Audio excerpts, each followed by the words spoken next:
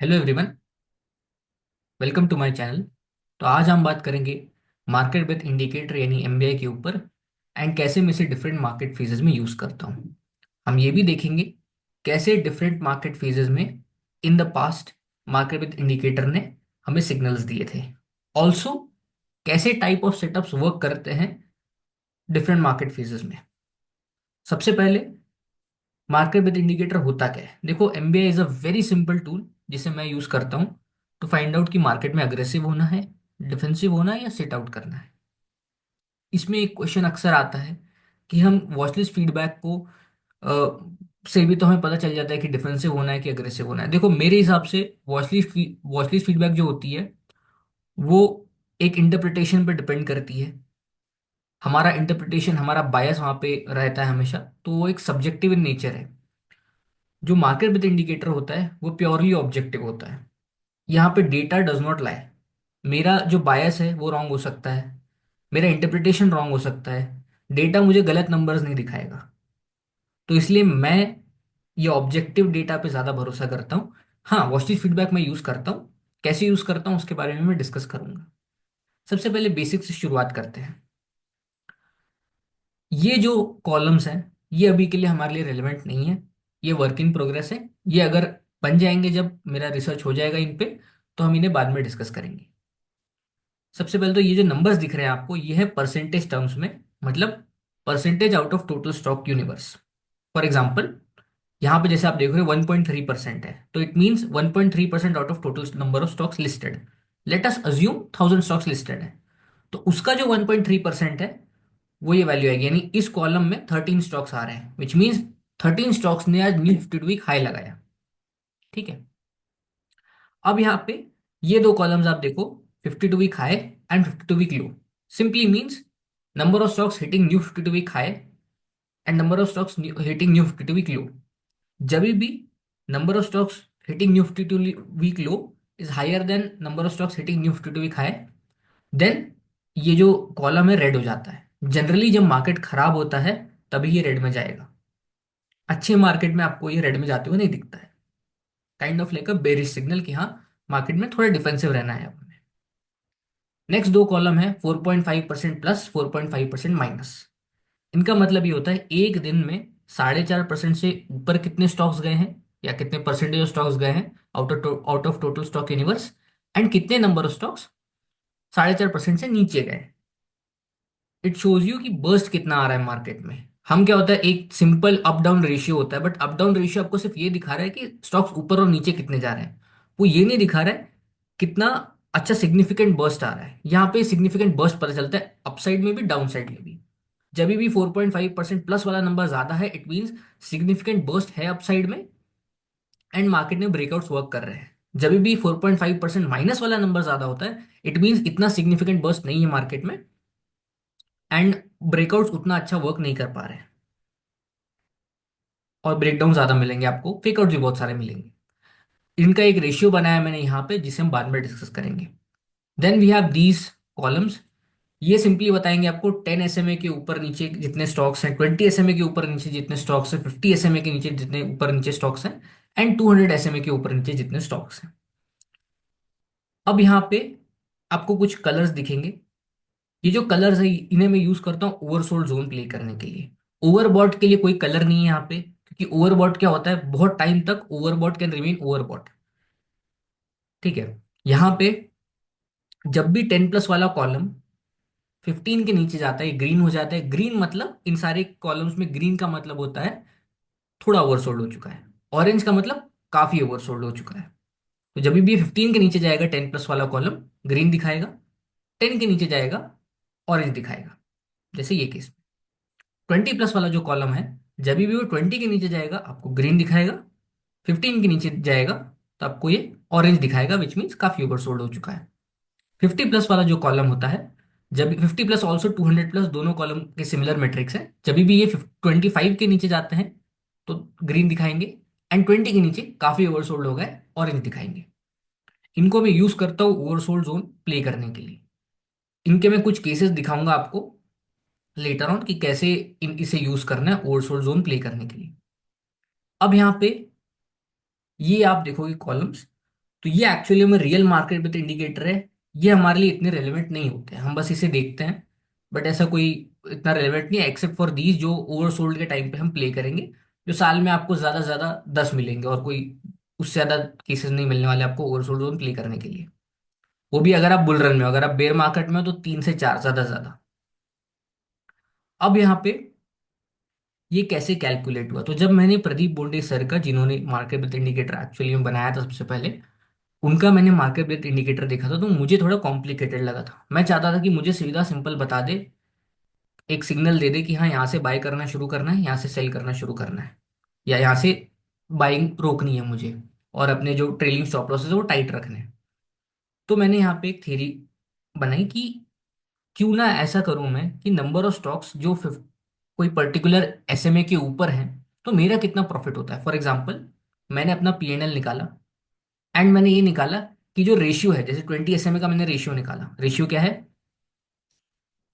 This 20 plus वाला column divide by 20 minus वाला column into 100। तो ये नंबर आ गया।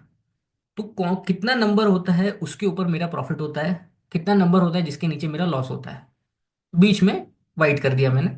तो यहाँ पे जब भी ये नंबर 75 के ऊपर जाता है, मैं प्रॉफिट करता हूँ। जब भी ये नंबर 50 के नीचे जाता है, मैं लॉस करता हूँ।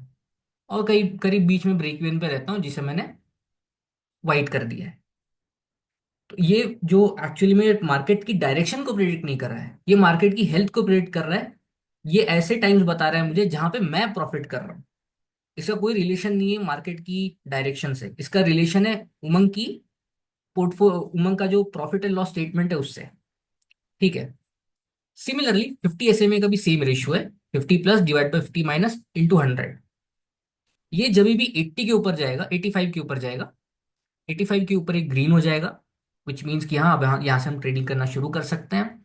फिर अगर ये 60 के नीचे जाएगा, रेड हो जाएगा, यानी यहाँ से अब थोड़ा डिफेंसिव होना है। और जो बीच वाला एरिया रहेगा वो वाइट है। ये दोनों मुझे ये बताते हैं कि कैसे कितने नंबर ऑफ स्टॉक्स ऊपर हैं, एंड कब कब कितने नंबर ऑफ स्टॉक्स ऊपर रहते हैं तो जाके मेरा प्रॉफिट ज्यादा होता है। वो मुझे ग्रीन और रेड दिखाएगा। अब यहाँ पे जो आपको चेंज दिख रहे हैं, ये दो चेंज दिख रहे हैं। अब मान लो अचानक से बहुत तेजी से जब ये नंबर बढ़ने लग रहा है, 50 एसएमए का जो रेशियो है या 20 एसएमए का रेशियो अचानक से बहुत तेजी से बढ़ रहा है, तो अच्छा है ना हमारे लिए। इसका मतलब क्या है, मार्केट में मूवमेंट अच्छा है अपसाइड की तरफ, तो इसे भी पॉइंट्स देने चाहिए। तो जब भी ये 20 के ऊपर जाता है नंबर, तो ग्रीन हो जाता है, -20 उसके नीचे जाता है तो रेड हो जाता है। Same case for this one, same case for this one. अब यहाँ पे 4.5 आर का रेशियो, अगेन सेम चीज, up divide by down into 100, ये रेशियो हो गया। ये रेशियो क्या बताता है? ये रेशियो बताता है एक्चुअली मार्केट में ब्रेकआउट्स कितने हैं। This ratio is the most important thing in my opinion. ये बाकी सारे आपको देखने की जरूरत भी नहीं है। आपको जब मैं कलर कैसे, डेट वाला कलर कैसे कैलकुलेट करना है वो बताऊंगा, तो आप डायरेक्टली उसी को कैलकुलेट कर लोगे, आपको इनको देखने की भी जरूरत नहीं है। मेन होता है ये वाला कॉलम, ये एक्चुअली में एमबीआई का नंबर है या बर्स्ट का नंबर है। ये जितना बड़ा रहता है उतना ज्यादा आपकी ट्रेडिंग में पॉसिबिलिटी कि आप प्रॉफिट करोगे, जितना कम रहेगा उतना हार्ड होगा ट्रेडिंग करना। जैसे जैसे ही ये अगर मान लो 800 के पास चला गया, आप इंट्राडे ट्रेडर हो, आप swing trader, even positional trader, आपके मूव्स बहुत क्लीन हो जाएंगे। ठीक है। तो इसमें कलरिंग कैसी है, 50 के नीचे रेड हो जाता है, 50 टू 200 ये आपको व्हाइट दिखाएगा, 200 टू 400 ग्रीन दिखाएगा, एंड 400 के ऊपर ब्रेकआउट एक्चुअली वर्क करना शुरू होता है, वो आपको ऑरेंज दिखाएगा। 400 के ऊपर वाला जो नंबर है, इट शोज यू कि हर 4 स्टॉक्स जो 4.5% है उससे ऊपर जा रहे हैं, उसके सामने सिर्फ एक स्टॉक ऐसा है जो 4.5% नीचे जा रहा है। बुलिश सिग्नल हो गया ना, इसलिए वो ऑरेंज, मैंने उसे डिनोट किया ऑरेंज कलर से। अब यहाँ पे ये जो आप देख रहे हो, ये कैसे कैलकुलेट होते हैं जो कलर्स मैंने यहाँ पे डाले हैं। तो यहाँ पे सिंपली जो ये 6 कॉलम्स है, इनमें जो भी रेड बॉक्स आ रहा है, रेड बॉक्स को मैं -1 पॉइंट देता हूँ, एंड जो ग्रीन या फिर ऑरेंज बॉक्स आ रहा है उसे मैं +1 पॉइंट दूंगा। एंड फिर इनका सम निकालता हूँ, और ये सम जब भी +3 या उसके ऊपर आएगा तो इधर कलर हो जाएगा ग्रीन। जब भी ये -3 या उसके नीचे हो जाएगा तो इसका कलर हो जाएगा रेड। फॉर एग्जाम्पल जैसे ऑरेंज है तो +1 मिला, व्हाइट कलर का, व्हाइट बॉक्स का कोई पॉइंट्स नहीं मिलता है, और ये एक रेड बॉक्स है तो इसका अगर मैं समीशन करूँ, +1 -1, जीरो आ गया। जीरो ना +3 के ऊपर है ना -3 के नीचे है, तो ये वाइट डे होगा, इसका कोई कलर नहीं है। सिमिलरली अगर यहाँ पे जाके देखो, ऑरेंज को मिला +1, इधर एक +2, मतलब +1 +1 +1 +1, टोटल प्लस वाले कितने हो गए, 4, और एक माइनस वाला हुआ एक, तो 4 - 1 3, तो ये ग्रीन डे हो गया। यहाँ पे क्या होगा, +1 +1 +1, तो ग्रीन जो पॉजिटिव बॉक्सेस हो गए वो 3, नेगेटिव बॉक्सेस हो गए 2, तो 3 - 2 1। यहाँ पे सीधा 3 नेगेटिव बॉक्सेस है, कोई पॉजिटिव बॉक्स नहीं है, तो -3, तो यहाँ पे हो गया रेड। ऐसे करके मैं कैलकुलेट करता हूँ। अब फॉर एग्जाम्पल +3 के ऊपर नहीं है, -3 के नीचे नहीं है, यानी 2 से लेकर के -2 के बीच में है, तो यहाँ पे कौन सा कलर आएगा, तो यहाँ पे कोई कलर नहीं आता है, तो इट मीन्स जो प्रीवियस कलर डे है, जैसे फॉर एग्जाम्पल 22 नवंबर है, तो लास्ट कलर डे कौन सा था, 21 नवंबर, उसी का ट्रेंड कंटिन्यू रह रहा है। 22 नवंबर एक तरह से रेड डे माना जाएगा। ठीक है। अब यहाँ पे एक और चीज इंपॉर्टेंट है, ये जो आप ब्लैक कलर देख रहे हो, इट मीन्स ट्रेंड चेंज। मतलब क्या, अभी तक रेड चल रहा था, फिर अभी फिर से ग्रीन आ गया, तो एक ट्रेंड चेंज दिखा रहा है, नथिंग एल्स। उसमें ब्लैक दिखता है एंड अंदर का जो राइटिंग है वो आपको ग्रीन में दिखेगी, विच मीन्स ग्रीन डे है। जस्ट ब्लैक इसलिए मार्क किया ताकि ट्रेंड चेंज दिखाए आपको। तो ये हो गया ग्रीन एंड रेड, आपको सिर्फ ग्रीन और रेड देखना है, आपको और कोई चीज देखने की जरूरत नहीं है। अगर आप स्विंग ट्रेडर हो तो आपको ये भी देखने की जरूरत नहीं है, इनफैक्ट ये भी है थोड़ा इंट्राडे वालों के लिए ज्यादा मैटर करेगा, हम जो स्विंग ट्रेडर्स हैं उनके लिए मैटर नहीं करता। नाउ एक और इंपॉर्टेंट होता है वार्निंग डे। वार्निंग डे मतलब क्या, जैसे ये जो 6 कॉलम है, 6 में से 3 या उससे ज्यादा कॉलम रेड हो गए, डज नॉट मैटर कि जो डे है वो रेड हो रहा है कि नहीं हो रहा है, 3 या उससे ज्यादा कॉलम रेड हो गए, तो सीधा सीधा वार्निंग डे होगा। जैसे फॉर एग्जांपल 1 2 3, यहाँ पे कॉलम रेड नहीं हुआ, डेट रेड नहीं हुई, बट 3 कॉलम रेड आए हैं, इट मीन्स वार्निंग डे है। यहाँ पे आपको अ, यहाँ पे रुकना पड़ेगा थोड़ा सा। यहाँ पे इसका मतलब ये होता है कि अब मार्केट जो ब्रेथ है वो रेड में जा सकती है, जो अगले दिन चलेगी। ठीक है, इसे मैं बोलता हूँ वार्निंग डे। अब इसका तोड़ गया, कब वापस से पोजीशन लेना शुरू करना है, अगर मान लो मार्केट ब्रेथ रेड हो गया, तो यहाँ पे हम तभी पोजीशंस लेंगे जब ये वापस ग्रीन होगा।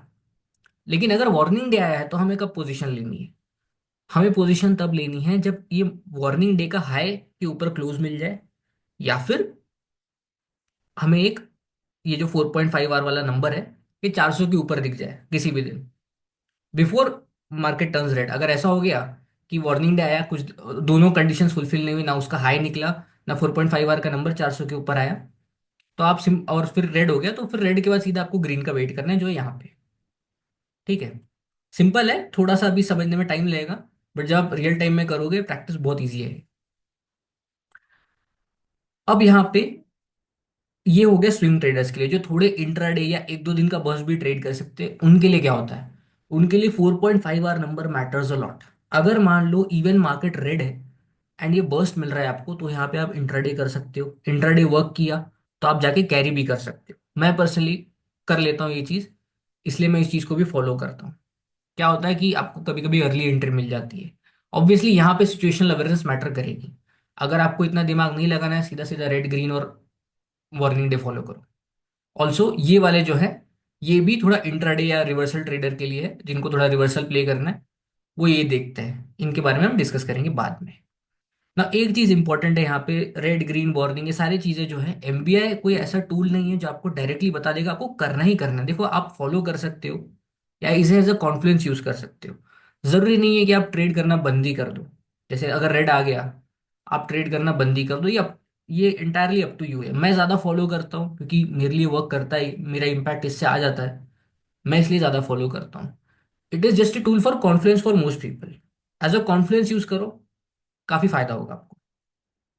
ऐसे कल ग्रीन हो गया, I started taking position when market turn green, MBI turn green, ज्यादा टाइम नहीं लगता ऑल इन जाने के लिए। जैसे ही ग्रीन हो गया एंड आपको दिखा वॉचलिस्ट फीडबैक भी वर्क कर रही है, तो आप क्या दोनों चीजों को जब कंबाइन कर दोगे, तो क्या होगा, आप अचानक से, जो अगर वॉचलिस्ट चलने लगी तो आपका अगर अच्छी अच्छी एंट्री टैक्टिक्स आती हैं, आप इमीडिएटली 1 2 दिन में या 3 दिन में काफी अच्छा डिप्लॉयमेंट कर सकते हो, जब ब्रेथ फ्रेशली ग्रीन में गई है, आप लेट नहीं हो गए इस पे। बहुत बार ये होता है कि जो लोग वॉचलिस्ट फीडबैक यूज करते हैं वो थोड़े लेट हो जाते हैं, तो यहाँ पे आपको लेट नहीं होना है, इसलिए मैं इसको यूज करता हूँ। मैंने बहुत बार देखा था, जब मैं एमबीए फॉलो नहीं करता था, मैं प्रोग्रेसिव एक्सपोजर जो क्लासिक वे होता है वो यूज करता था, उसमें होता ये था, मैं बाय करता था, एंड जब तक मैं प्रोग्रेसिव एक्सपोजर कर रहा हूँ, मेरी जो हाईएस्ट पोजीशन है वो टॉप पे आती थी, एकदम टॉप पे, जहां से मार्केट रिवर्स हो जाएगा। तो इसलिए मैंने मार्केट बेस्ड इंडिकेटर को ज्यादा इंपॉर्टेंस देता हूँ, क्योंकि मार्केट बेस्ड इंडिकेटर में होता ये है कि मुझे वो पहला दिन जहां से मोमेंटम आने लगा, वहीं से मैं इन हो जाता हूँ मार्केट में। जैसे फॉर एग्जांपल 25th को मार्केट ने ग्रीन दिया, मैंने एक पोजीशन बनाई। 26 को मैंने काफी अच्छी पोजीशन बनाई, वॉचली फीडबैक भी वर्क कर गई। अब क्या होता है, जो सिर्फ वॉचली फीडबैक यूज करते हैं ना, उनके साथ इशू ये होता है, वो साइज नहीं कर पाते। मुझे पता है कि मेरा एमबीए ग्रीन है, प्लस वॉचलिस्ट भी अच्छा वर्क कर रही है, तो मैं रिस्क लेता जाता हूँ।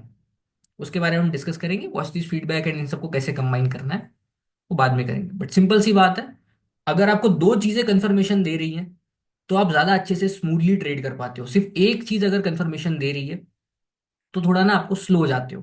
That is what I feel. ठीक है, तो अब हम बात करते हैं मार्केट स्ट्रक्चर्स के ऊपर। तो आप सबसे पहले यहां पे देख रहे हो, ये जो जोन्स मार्क किए हैं मैंने, ये क्या है? तो ये जो जोन्स हैं, दीज शो यू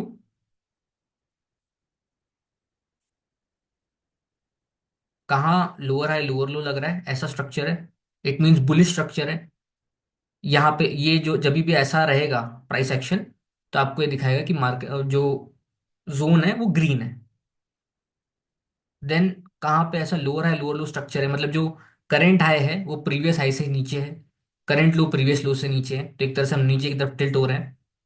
तो ये हो गया बेरिश स्ट्रक्चर, रेड दिखाएगा आपको। कभी कभी ये होता है, थोड़ा चॉपी फेज आता है, साइडवेज फेज, टाइम करेक्शन बोलो इसको, जो बोलना है बोलो। साइडवेज है जहां पे एग्जैक्टली पता नहीं चल रहा है कि हाई कहाँ लग रहा है, हाई ऊपर लग रहा है नीचे लग रहा है। ये होता है चॉपी फेज, इसमें मैंने येलो मार्क कर रखा है। ये जो फेज होता है ये एक्चुअली में एमबीआई के लिए डेडली है। आप देखोगे बहुत बार जब हम प्लॉट करेंगे, एमबीआई टॉप पे आपको एग्जिट करा देगा अगर ट्रेंडिंग मार्केट रहेगा तो, बॉटम पे आपको बाय भी करवा देगा शायद बॉटम के आसपास, जब एक ट्रेंडिंग बेयर मार्केट में या ट्रेंडिंग फॉल से आप आ रहे हो। बट जो साइडवेज वाला फेज रहता है ना, वहां पे आपको ज्यादा इंडिकेटर, ज्यादा सिग्नल्स मिलते हैं, क्योंकि फ्लक्चुएशन होता है ना। जो वाला जो हमारे हमने जो यहाँ पे कॉलम्स दिखाए आपको, ये वाले कॉलम्स, ये वो बीच में आ जाते हैं, वो व्हाइट वाले एरिया के आसपास आ जाते हैं, कभी रेड में जाते हैं कभी ग्रीन में जाते हैं। तो वहां पे थोड़ा एमबीआई भी कंफ्यूज होता है। यहाँ पे थोड़ा और अगेन सिचुएशन लेवल थोड़ी मैटर कर जाती है।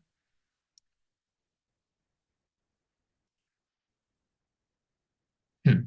अब यहाँ पे हम प्लॉट करना शुरू करते हैं। बट प्लॉट करने से पहले मैं आपको बताता हूँ कि अगर फॉर एग्जांपल फॉल के बाद हम वापस से पोजीशन कैसे लेना शुरू करते हैं। Let us assume market red हो गया, इस केस में यहाँ पे रेड हो गया मार्केट।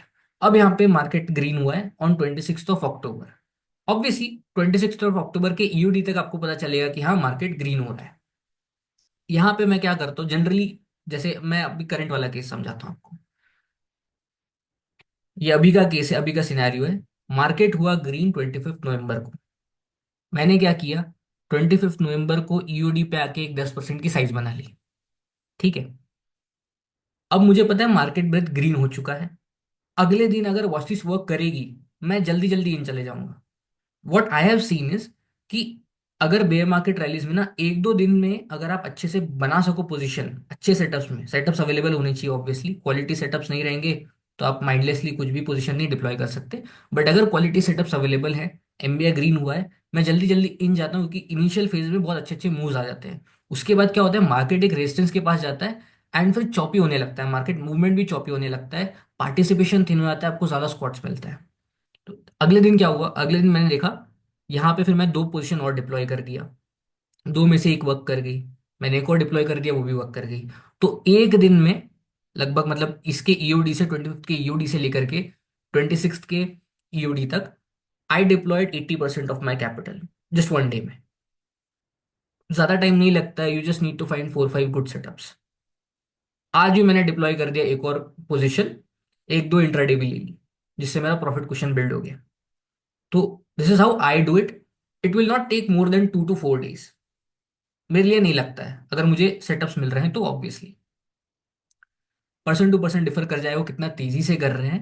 पॉइंट इज कि आपको डिप्लॉय करना शुरू करना है, एंड ट्राई करना है कि थोड़ा फास्ट करो। अगर मार्केट ब्रेथ अच्छी है, वॉचिस फीडबैक भी अच्छा है, कंबाइन करो दोनों को। ठीक है, जैसे मैंने यहाँ पे लिखा है, जैसे ही initial trade size is 10.5%, and फिर एमबीआई प्लस, अगर आप वॉइस फीडबैक भी कंबाइन कर सकते हो ऑल्सो। अगर हाई 4.5 आवर नंबर है, हाई 4.5 आवर नंबर जब भी होता है, तो मेरे इंट्राडे जो टैक्टिक्स है वो वर्क करने लगते हैं। जैसे मेरे इंटर टैक्स अलग अलग मेरे पास टैक्टिक्स हैं, सेटअप्स है इंट्राडे के लिए, तो मैं उन्हें यूज करने लगता हूँ टू टेक स्विंग ट्रेड्स। एक तरह से एंट्री मिल जाती है मुझे स्विंग सेटअप्स में, तो क्या है उससे मेरा एसएल छोटा हो जाता है। ऑल्सो एमबीआई जब भी ग्रीन हो जाता है, रेड एमबीआई में क्या होता है, आप एंटिसिपेशन एंट्रीज नहीं ले सकते, मैं बहुत ज्यादा एंटिसिपेशन एंट्रीज लेता हूँ। तो जैसे फॉर एग्जांपल ये पिवट है, मैं अक्सर क्या करता हूँ, मैं एंट्री यहीं पे लेने का ट्राई करूंगा, थोड़ा नीचे करीब 1% या 1.5% नीचे। होता ये है, जब एमबीआई रेड होगा ना, तो ये यहाँ पे एंट्री ली, वो पिवट को हिट ही नहीं करता, नीचे आ जाता है। बट जैसे ही एमबीआई ग्रीन होता है, मैंने ऑब्जर्व किया है, मेरा पिवट हिट होता है। मतलब क्या हुआ, ये इतना जो एरिया है ना, वो मैं अपना वहां पे एसएल छोटा कर रहा हूँ। करीब करीब 80 to 90% ऑफ द टाइम्स मेरे साथ ये होता है कि मेरा पिवट जाके हिट कर देता है। ऑब्वियसली सब में नहीं करता हूँ मैं एंटिसिपेशन, सोच समझ के करता हूँ, उसमें भी मेरी टैक्टिक्स हैं। बट ये होता है कि मैं एसएल कम कर ले रहा हूँ अपना, वो मेरे लिए फायदेमंद हो जाता है, फिर मैं साइज इंक्रीज कर सकता हूँ अपनी। इसलिए आप देखोगे मेरा एसएल हमेशा छोटा रहता है, क्योंकि एमबीए जैसी ग्रीन होता है मैं एंटिसिपेशन इंक्रीज शुरू कर देता हूँ। ठीक है, ऐसे करके आप पोजीशंस बनाओगे। अब यहाँ पे पीए फीडबैक कैसे लिया जाए, देखो, अगर मेरी वॉच लिस्ट चल रही है, मेरा क्या बोलते हैं एमबीआई ग्रीन में है, 4.5 आवर के नंबर्स तीनों अच्छे आ रहे हैं, तो मेरे लिए पीए फीडबैक होगा ड्रॉडाउन लिमिट। मतलब मैं तब तक रिस्क लूंगा जब तक मेरा जो पोर्टफोलियो लिमिट है रिस्क की, वो रीच नहीं आती। जैसे फॉर एग्जांपल मेरी करंट पोर्टफोलियो लिमिट है 3%, मैं 3% से ज्यादा कभी भी रिस्क नहीं लेता, मैं 3% से ज्यादा ड्रॉडाउन भी नहीं चाहता हूँ। जैसे ही 3% ड्रॉडाउन हो जाता है, मैं ट्रेडिंग बंद कर देता हूँ। जो स्टॉक्स है करेंटली उसको होल्ड करूंगा शायद, या उनको भी बंद कर दूंगा depending on the situation. But 3% से ज्यादा ड्रॉडाउन मैं नहीं प्रेफर करता। यहाँ पे मैं तब तक ट्रेड्स लूंगा जब तक 3% का रिस्क है मेरा। तीन कंडीशन सेटिस्फाई होनी चाहिए, एमबीए ग्रीन होना चाहिए, हाई 4.5 आवर नंबर होनी चाहिए, वॉच लिस्ट वर्क करनी चाहिए। ठीक है। अब यहाँ पे आप देखोगे मार्केट सही चल रहा था। रुको मैं आपको दिखाता हूँ ये कौन सा दिन है, 11 अक्टूबर 2021। हाँ, यहाँ पे सब ठीक चल रहा था, सब बढ़िया है। अब यहाँ पे 19 अक्टूबर को आया वार्निंग डे, 4 कॉलम रेड हुए, यहाँ पे आप देख सकते हो। मार्केट में रेड नहीं हुए, 4 कॉलम रेड हुए, वार्निंग डे आ गया।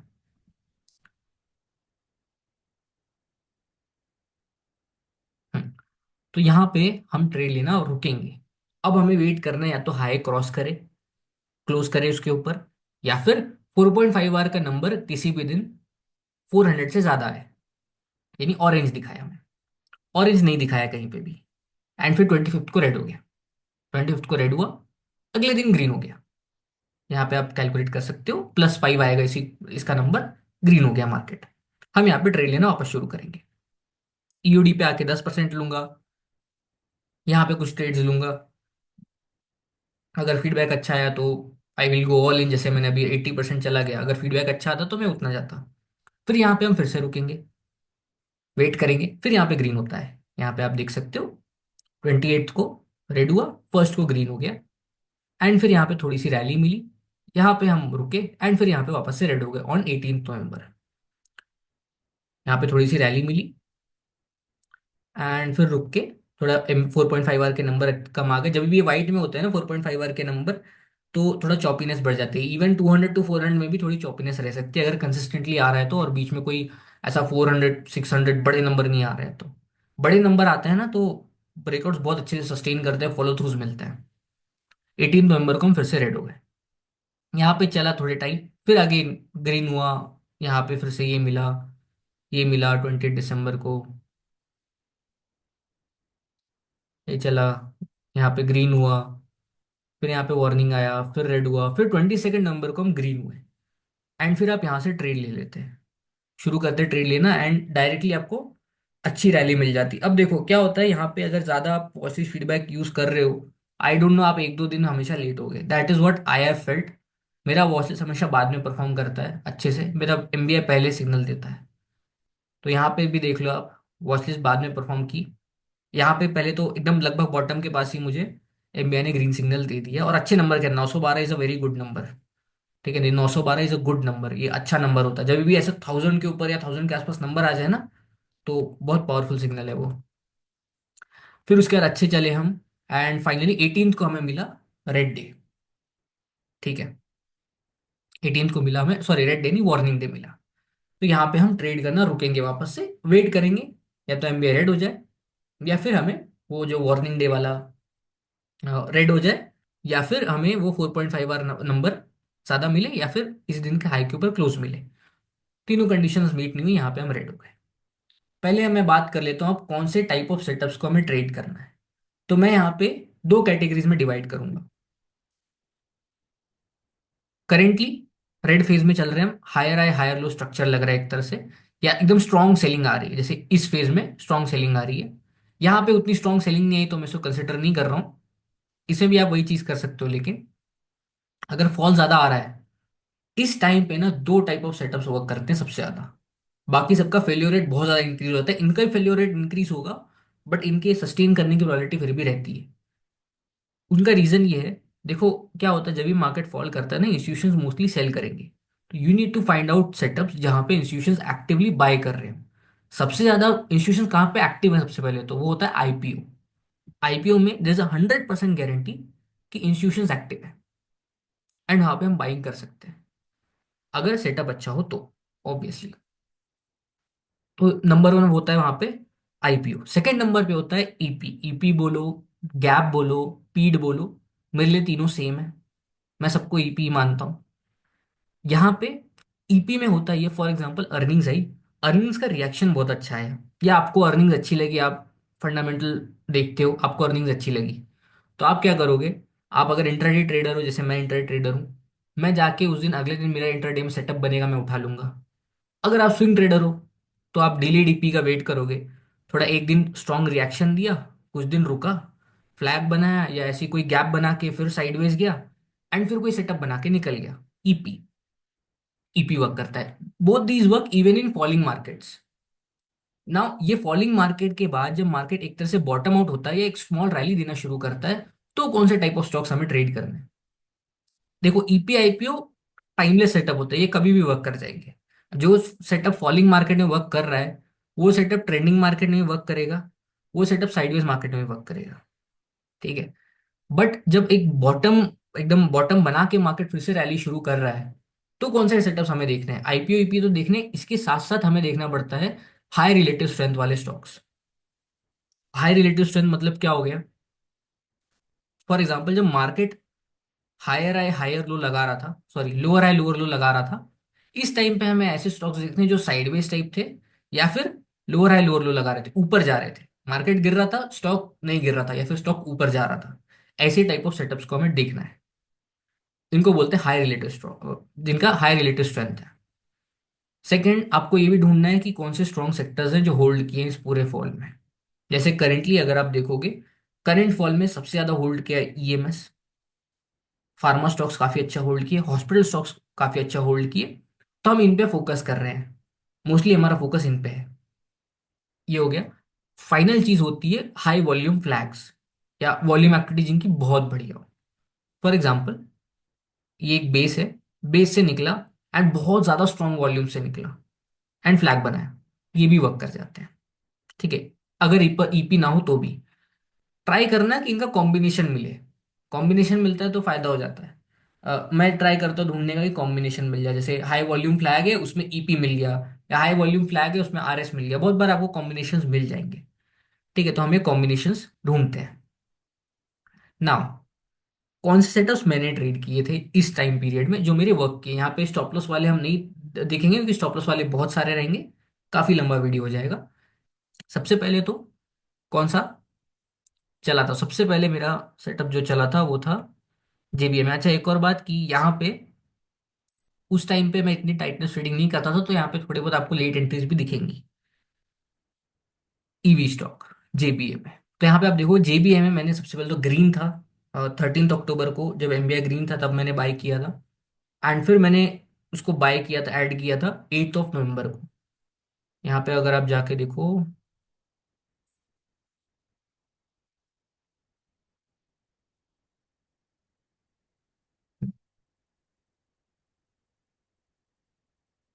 तो यहाँ पे हुआ ये कि मेरा फर्स्ट एडिशन जो था वो था इधर। इस टाइम पे हो ये रहा था, इसका जो पीयर था ओलेक्ट्रा ऑलरेडी काफी स्ट्रांग चल रहा था उस टाइम पे। अब ऑब्वियसली ओलेक्ट्रा काफी लिक्विड था तो मैं इसे बाय नहीं कर सकता था, तो मेरी वॉच लिस्ट में था जेबीएम में काफी टाइम से। And it worked. मैंने यहाँ पे बाय किया, इट वर्कड। मैं थोड़ा लीड बाय करता था, थोड़ा एक्सपांशन पे बाय करता था जब एक तरह से पिवट क्रॉस हो रहा हो। अभी क्या करता हूँ, अभी एंटिसिपेशन में काम करता हूँ ताकि मेरा रिवॉर्ड रिस्क और ज्यादा बढ़ जाए। पहले मैं थोड़ा पिवट क्रॉस होता है अच्छे वॉल्यूम से तो बाय करता था, तो यहाँ पे मैं थोड़ा लेट बाय किया। यहाँ पे एक साइज ली मैंने। देन फिर क्या हुआ, मार्केट गिरने लगा। अगर आप यहाँ पे जाके देखो, मार्केट ये 4-5 दिन गिरा, बट ये स्टॉक इतना नहीं गिरा, इस स्टॉक ने अपना कोई 20 EMA नहीं तोड़ा।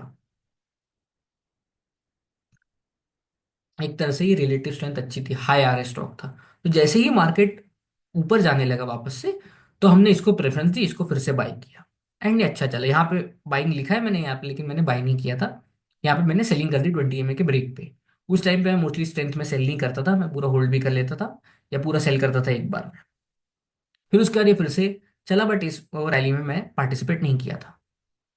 ये एक ट्रेड हो गई थी। एंड इस पूरे फेज में छोटी मोटी ट्रेड्स प्रॉफिटेबल भी थी, छोटी मोटी ट्रेड्स एसएल भी गई मेरी। बट एक ही मेजर ट्रेड थी जिसमें मेरा प्रॉफिट हुआ था, वो था जेबीए में।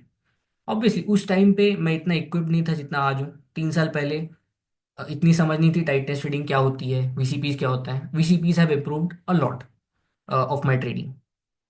अब यहाँ पे ग्रीन हुआ, एंड यहाँ पे काफी अच्छे सेटअप्स बने थे, काफी अच्छी रैलीज आई थी। जैसे सबसे पहले जेपी पावर बहुत क्लीन बेस था, इसको भी ज्यादा इफेक्ट नहीं पड़ा था फॉल से।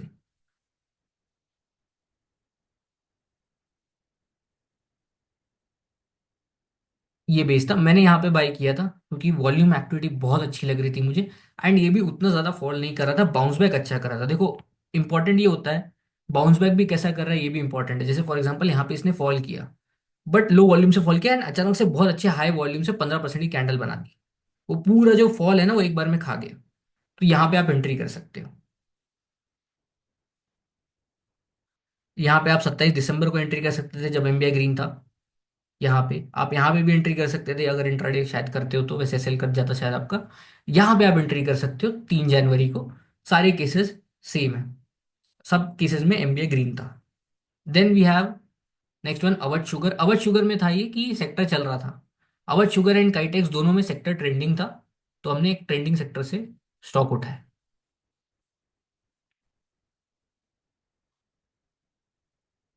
यहाँ पे आई बॉट इट एंड ठीक चला था। एंड इसके अलावा एक और था काइटेक्स। काइटेक्स में आई रिमेम्बर रेमंड ने बहुत अच्छी रैली दे दी थी।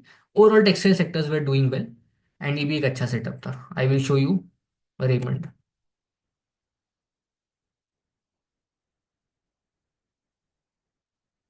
हाँ रेमंड देखो एक अच्छी लेग दे चुका था, हाँ साइडवेज था वो टाइम पे, बट एक तरह से टेक्सटाइल्स थोड़े स्ट्रांग थे, तो आई टुक अ ट्रेड। देन फिर यहाँ पे रेड गेन एक आईपीओ था जो मेरा एक बार एसएल काट के चला था।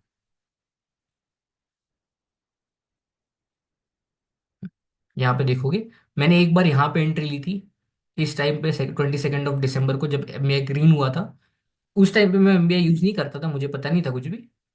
बट यहाँ पे मैंने एंट्री ली थी एंड मेरा एसएल कट गया था इस दिन पे। थैंकफुली इस दिन पे नहीं कटा था, इस दिन पे बहुत गंदा शार्प कट था मेरा अगर एसएल जाता तो।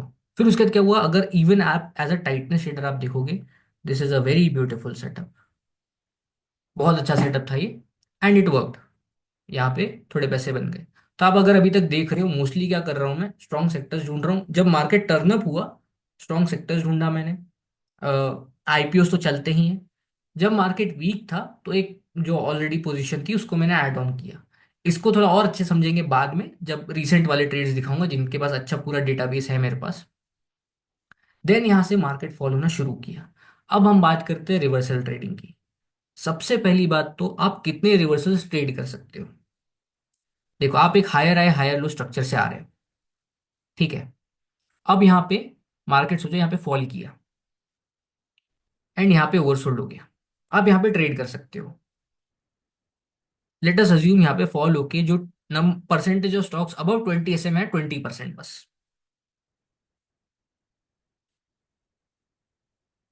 ठीक है। 20% पे ओवरसोल्ड हो गया, हम यहाँ पे बाय कर सकते हैं। अब मान लो यहाँ से ऊपर जाके फिर से लोअर हाई लोअर लो लगाने लगा, तो एक तरह से काउंट रीसेट हो जाएगा। मतलब अगली बार जब फॉल आएगा तो पहला ओवरसोल्ड हो गया। बट अगर यहाँ पे नया हाई नहीं लगा पाया एंड फिर से लोअर हाई लोअर लो में चला गया, तो अब जो काउंट आएगा वो आएगा सेकेंड बार ओवरसोल्ड हुआ है। ठीक, एंड सेकेंड बार जब भी ओवरसोल्ड होगा यहाँ पे, तो ये जो ओवरसोल्ड जोन है ये प्रीवियस ओवरसोल्ड जोन से ज्यादा ओवरसोल्ड होना चाहिए। मतलब यहाँ पे जैसे आपने 20 पे बाउंस प्ले किया, अगली बार 20 पे आएगा या उसके पास आएगा तो आप बाउंस प्ले नहीं कर सकते, इसको और ओवरसोल्ड होना पड़ेगा। इस केस में ले लेते हैं 12। यहाँ पे 12 आया, 12 पे आप ओवरसोल्ड प्ले करते हैं।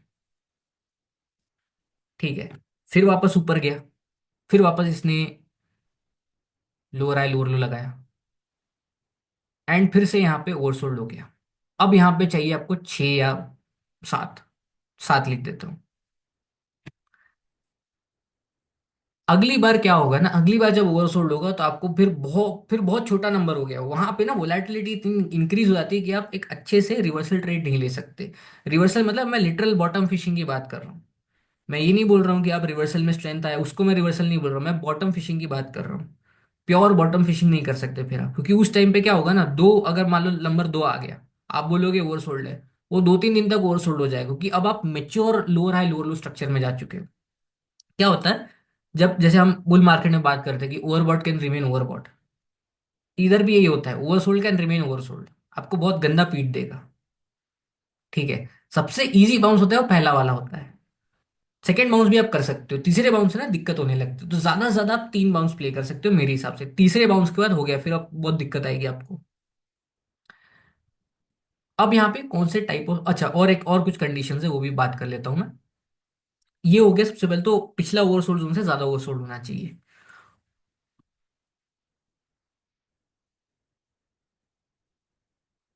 छोड़ो, पिछले ओवरसोल्ड जोन से ज्यादा ओवरसोल्ड होना चाहिए ना। इसके अलावा एक और चीज होती है कि एक होता है पैनिक डे। कभी भी ना आप चाहते हो जिस दिन ओवरसोल्ड हो उसके एक दिन पहले ना पैनिक क्रिएट हुआ, एक बड़ी रेड कैंडल चाहिए आपको। छोटा छोटा फॉल होता है ना उसमें रिवर्सल प्ले करने में मजा नहीं आता। एक चाहिए पैनिक डे जहां पे सब निकल जाए। वो पैनिक डे होता है जनरली 2.5% के ऊपर की रेड कैंडल। 2.5% के ऊपर की red candle is a very good candle, वहां पे सब निकल जाते हैं। तो ये कंडीशन होगी, दो कंडीशन मैंने बता दी। More oversold and previous oversold, second condition panic day. Third condition आप जनरली ट्राई करोगे थर्ड डे उसके बाद बाय कर रहे हो। क्या होता है, बुल्स जो होते हैं वो पहले 2 दिन ट्राई करेंगे, वो थक जाएंगे, उनके एसएल जेट हो जाएंगे। आपको तब लेना है जब कोई ना ले, जब बुल्स थक चुके हो, जो एवरेज रिटेल जनता हो वो थक चुकी हो। वहां पे आप ऐसे सोचो, 2 बार ट्राई किया इन्होंने, 2 दिन ट्राई किया पूरा थक गए, तीसरे दिन पूरा ओवरशूट लगे, इनको बाहर निकाल दिया एंड फिर आप आके बाय कर रहे हो। तो ये चीज ढूंढनी है आपको, मैं पर्सनली ये ढूंढता हूँ कि पैनिक डे मिल जाए और तीसरा दिन मिल जाए एंड फिर ओवरसोल्ड जोन ज्यादा हो प्रीवियस ओवरसोल्ड जोन से।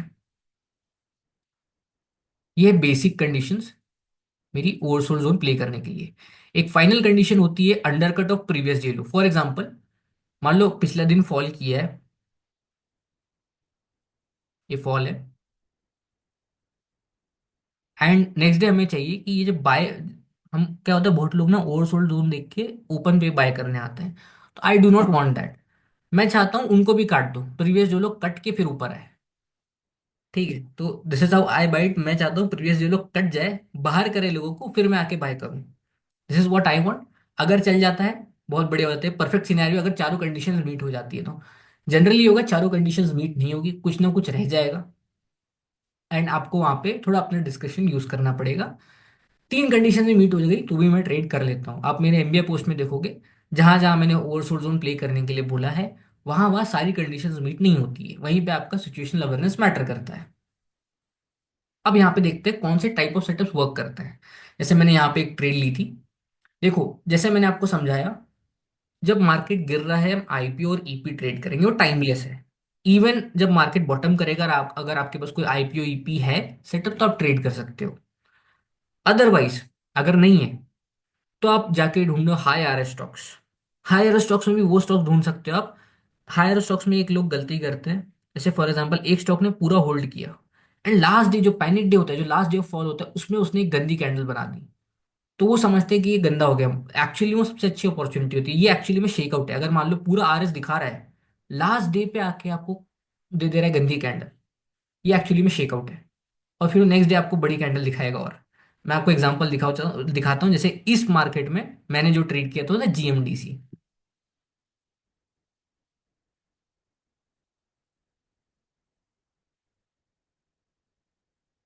आप यहाँ पे आके देखो, इसने बहुत अच्छे से होल्ड किया था। And last day of fall 24 Jain, ये जो 24 जैन है, इस दिन इसने एक गंदी कैंडल बना दी, लोअर सर्किट मार दिया। अगले दिन देखो ये गैप अप, ये गैप डाउन हुआ। एंड फिर देखो कैसे चला है। अर्निंग्स भी थी एक दिन बाद, तो ऑब्वियसली मैंने इसको पूरा होल्ड नहीं किया था, बट मेरा अच्छा पैसा बन गया था एक तरह से शेकआउट को बाय करने के लिए। और ये ऐसा नहीं है कि एक ही बार हुए, बार बार होता है। अभी करंट एग्जांपल्स अगर मैं आपको बताऊं, स्किपर, ये मेरी लिस्ट में था, सेम कॉन्सेप्ट, कोई ज्यादा डिफरेंस नहीं। ये देख रहे हो, पूरा होल्ड किया यहाँ तक, यहाँ पे दिया शेकआउट, अगले दिन अचानक से अप 13% की कैंडल। मैंने ये ट्रेड मेरे से छूट गई थी, मैंने दूसरा ट्रेड लिया BSc, same case, same case.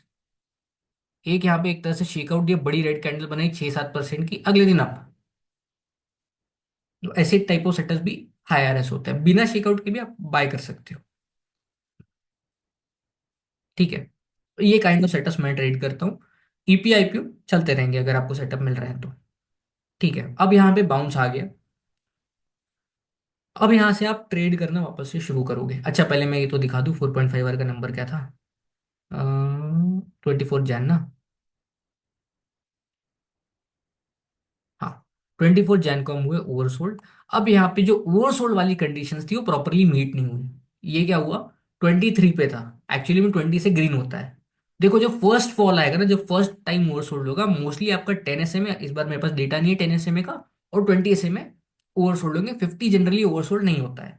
इन दोनों पे ही आपको रिलाई करना पड़ता है। एंड फिर उसको रिलाई कर, उसके बाद क्या होगा, आप 20 के नीचे जैसे ही आएगा, आप ढूंढने लगोगे ओवरसोल्ड कहाँ हो रहा है। अगर आपकी दूसरी कंडीशंस मीट हो रही हैं, तो आप यहाँ पे आके ओवरसोल्ड ट्रेड करते हो। जैसे फॉर एग्जांपल यहाँ पे क्या हुआ, इसने बहुत ही शार्प अंडरकट दे दिया था, तो यहाँ पे आप ट्रेड कर सकते थे ओवरसोल्ड जोन, जैसे मैंने कर दिया जीएमटीसी में। ये चल गया। फिर इसके बाद मेरा कोई बहुत अच्छा ट्रेडिंग नहीं गया था। ये बहुत 4.5 आर नंबर यहाँ पे छोटे छोटे थे। मार्केट अच्छा ऊपर जा रहा था, बट जो 4.5 आर के नंबर थे, अगर आप यहाँ पे जाके देखो, ये बहुत छोटे छोटे आ रहे थे। जनरली इसमें ना हार्ड हो जाता है ट्रेड करना, 4.5 आर नंबर बहुत ज्यादा छोटे आ गए तो। फिर यहाँ पे वार्निंग डे है, यहाँ पे रेड डे है। अगर आप सिर्फ रेड और ग्रीन फॉलो कर रहे हो, और वार्निंग डे भी, मैं ब्लैक में बोल देता हूँ अभी के लिए उसको, तो आप इससे बचोगे।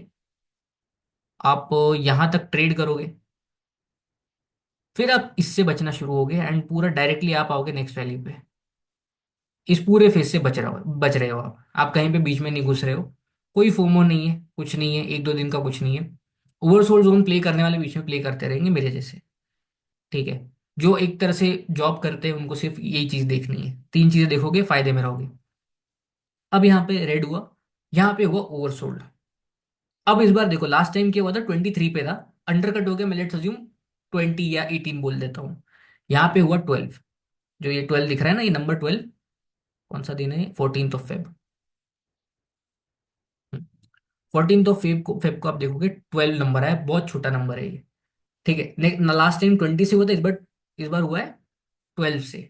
तो अब हो गया ये, हाँ अब फिर से ओवरसोल्ड हो गया, हम वापस से सोच सकते हैं ओवरसोल्ड लोन ट्रेड करने का। अंडरकट आया यहाँ पे हम ट्रेड कर सकते थे। उस दिन मेरा पर्सनली प्रॉफिट नहीं हुआ था। ठीक है, फिर वापस हुए हम गिरे यहाँ पे, एंड अब हुए 10 पे आ गए ओवरसोल्ड। यहाँ पे प्रॉब्लम ये हुई, गैप डाउन हुआ था बहुत बड़ा। यहाँ पे -1.26 दिखा रहा है, बट गैप डाउन कुछ बहुत बड़ा हो गया था, गैप डाउन।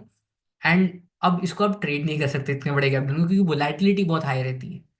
देखो, आप जब भी ट्रेड करो बॉटम फिश, ऐसा नहीं कि आप कुछ भी जाके कर लो, there needs to be a process. अब यहाँ पे इतने बड़े गैप डाउन का कोई बॉटम फिश नहीं कर सकता, तो ये दिन को मानूंगा ही नहीं। फिर गैप अप हो गया। अब ऐसा होता, ये इसको काट के नीचे जाके फिर ऊपर आता, तो मैं ट्रेड करता, वो भी नहीं हुआ, अगले दिन गैप अप हो गया। अब गैप अप कोई बाई नहीं कर सकते बेरिश मार्केट में जनरली गैप अप अवॉइड करता हूं मैं। फिर अगले दिन वॉर न्यूज आई, एंड बहुत बड़ा गैप डाउन हो गया। इसको भी आप ट्रेड नहीं कर सकते। गैप डाउन जहां ज्यादा हो जा रहा है ना, इतने बड़े गैप डाउन पे वोलेटिलिटी बहुत ज्यादा इंक्रीज हो जाती है। एंड ये बन गया एक तरह से बॉटम। यहाँ पे हुआ ये था, जनरली आप कभी भी देखोगे, जैसे कोरोना में भी आप जाके देखोगे, जिस दिन लॉकडाउन लगा उसी दिन के आसपास शायद बॉटम बन गया था, उसी दिन बना था शायद। सेम चीज यहाँ पे भी, यूएस यूक्रेन का वॉर हुआ, बॉटम बन गया मार्केट में, एंड फिर यहाँ पे थोड़ी बहुत रैली मिली थी हमें। फिर ये पे कुछ चौपी फेज चला यहाँ पे। अब देखो यहाँ पे, जैसे फॉर एग्जांपल 25th आ गया, ये इंट्राडे वालों के लिए है, जो लोग नहीं करते वो छोड़ दे। 25th वाला जैसे 2000 नंबर है, यहाँ पे इंट्राडे वाले आएंगे, 25th को आके इंट्राडे ट्रेड करेंगे। उनके लिए अलग अलग टैक्टिक्स होती है, जैसे भी जो भी टैक्टिक है उनकी वर्क करने की प्रोबेबिलिटी बढ़ जाती है, क्योंकि मार्केट का नंबर अच्छा आया है। फिर वापस थोड़े दिन शांति रही, ओवरसोल्ड। अब यहाँ पे कुछ नहीं प्ले कर सकते, जैसे मैंने बोला था, इतना 5 नंबर आ गया, 5 नंबर के बाद को आप कुछ नहीं कर सकते, बहुत हार्ड है उसका ट्रेड करना, क्योंकि वो ओवरसोल्ड ना बहुत दिन तक ओवरसोल्ड हो जाएगा, आप कर ही नहीं पाओगे कुछ भी। फिर यहाँ पे ठीक ठाक गया, 16 मार्च से यहाँ पे अ, अच्छा चला। इसके बीच में मैंने एक ट्रेड ली थी इंट्राडे में, जिसको मैंने कैरी कर लिया था, वो था वेस्ट कोस्ट पेपर, जेके पेपर, एक तरह से पेपर वाले स्टॉक्स। उस टाइम पे एक दिन में ही 11 मार्च जो दिख रहा है यहाँ पे, 11 मार्च को एक साथ चले थे, अगेन सेक्टोरल वाला, तो इंट्राडे कर लिया, तो उसमें थोड़ा कुशन आ गया, तो मैंने कैरी ही कर लिया पूरा, पेपर पेपर पेपर।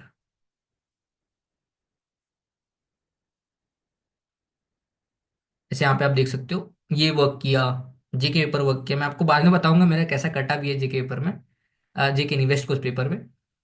तो ये मैंने ले लिया कि एक साथ चले, वर्क करके अच्छे खासे प्रॉफिट भी हो गए यहाँ पे। साइज ऑब्वियसली इतनी बड़ी नहीं थी, क्योंकि हम एमबीए वहाँ पे, उस टाइम तक मैं एमबीए फॉलो करने लगा था। क्या था, इस टाइम पे ये वाले फेज में मैंने एमबीए नहीं बनाया था, मैं फॉलो भी नहीं करता था, बट उसके बाद मैंने एमबीए फॉलो करने लगा, एंड मैं यहाँ पे ट्रेड लेना वापस शुरू किया। अब मैं अपने मेजर ट्रेड्स बताता हूँ आगे। अगेन मैं बोल रहा हूँ, स्टॉप लॉसेस काफी हिट हुए होंगे ये टाइम पीरियड में भी, बट हम मेनली विनिंग ट्रेड से फोकस कर रहे हैं, कि हमारे पास रिवॉर्ड रिस्क रिलेशनशिप है।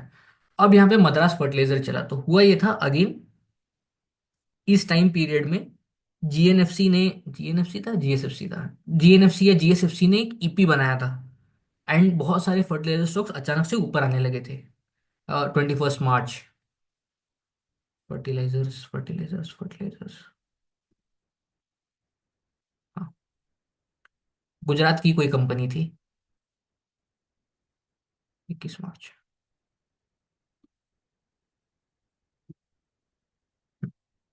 तो ये आप देखोगे, इसने एक तरह से फॉर्मेशन बनाया था, इसको मैं बोलता हूँ आईएचएसटी।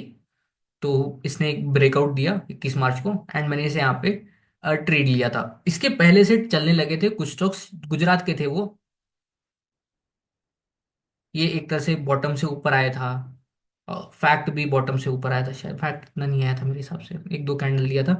मेनली हुए थे जीएसएफसी या जीएमएफसी,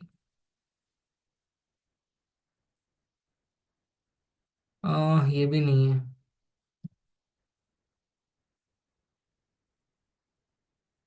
यस यस यस यस, हाँ, ये देखो, ये एक तरह से गैप क्रिएट हुआ, ईपी बना, ईपी फॉर्म हुआ, एंड 2 मार्च को ही भाग गया।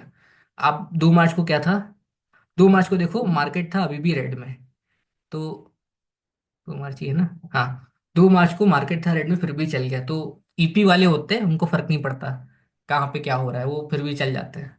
तो अगर आप ट्रेड कर रहे हो even when MBA is red, तो ईपी या आईपीओ प्रेफर करो, ठीक है। तो यहाँ पे मैंने इसलिए मद्रास फर्टिलाइजर बाई किया, क्योंकि एक तरह से सेक्टोरल स्ट्रेंथ बहुत थी, एंड ये एक बचा था मेरे हिसाब से, और किसी में इतना बढ़िया सेटअप नहीं दिख रहा था मुझे। देन अडानी ग्रुप की एक बहुत अच्छी ट्रेड थी, इसमें भी जैसे पेपर स्टॉक्स में मैंने बताया, अडानी स्टॉक्स में भी मैं एक बार फंस चुका हूँ, वो भी आपको दिखाऊंगा। फरवरी में ही फंसा था ये साल में, काफी फेमस हुआ था ये, 23rd of March। हाँ, तो ये टाइम पे हुआ ये था, बहुत सारे अडानी स्टॉक्स ने एक साथ टाइट हो रहे थे, बहुत सारे अडानी स्टॉक्स हाई के पास थे, सेटअप्स बना रहे थे। अडानी सबसे सबसे ज्यादा, अडानी, वो अडानी पावर चला था, अडानी, अडानी पोर्ट था कि अडानी पावर था, देख रहे हो सब एक तरह से ऊपर के साइड में थे।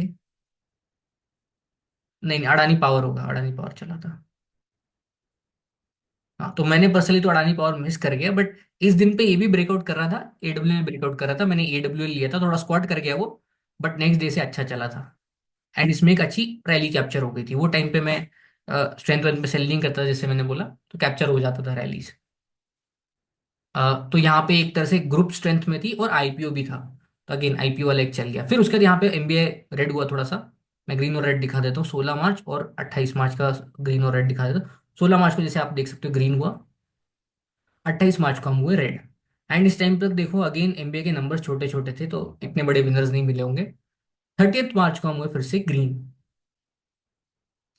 एंड 30 मार्च को ग्रीन हुए। यहाँ पे मुझे एक विनर मिला, एमआरपीएल, सेम सेक्टर, बहुत अच्छा चल रहा था। मैं मोस्टली सेक्टर्स ही पकड़ता हूँ, मेरा ट्रेडिंग स्टाइल सेक्टर्स पे डिपेंड करता है। पहले चेन्नई चला था, चेन्नई ने एक तरह से एक लेग दे दिया था। यहाँ पे आप देख रहे हो थोड़ा ऊपर आ गया था, कंसोलिडेट कर रहा था। एमआरपीएल भी कंसोलिडेट कर रहा था। जब तक मैंने देखा चेन्नई चल चुका था, एमआरपीएल में एंट्री थी, तो मैंने एमआरपीएल उठा लिया। एमआरपीएल अच्छा चल गया। मैंने तो इसे यहीं पे सोल्ड कर दिया था। बाद में फिर और चला, अब कुछ नहीं, आप पूरा कैच नहीं कर सकते हो रैली से। ठीक है, फिर यहाँ पे क्या हुआ, फिर से हुए हम, फिर से 12 अप्रैल को आया ब्लैक डे, एक तरह से वार्निंग डे।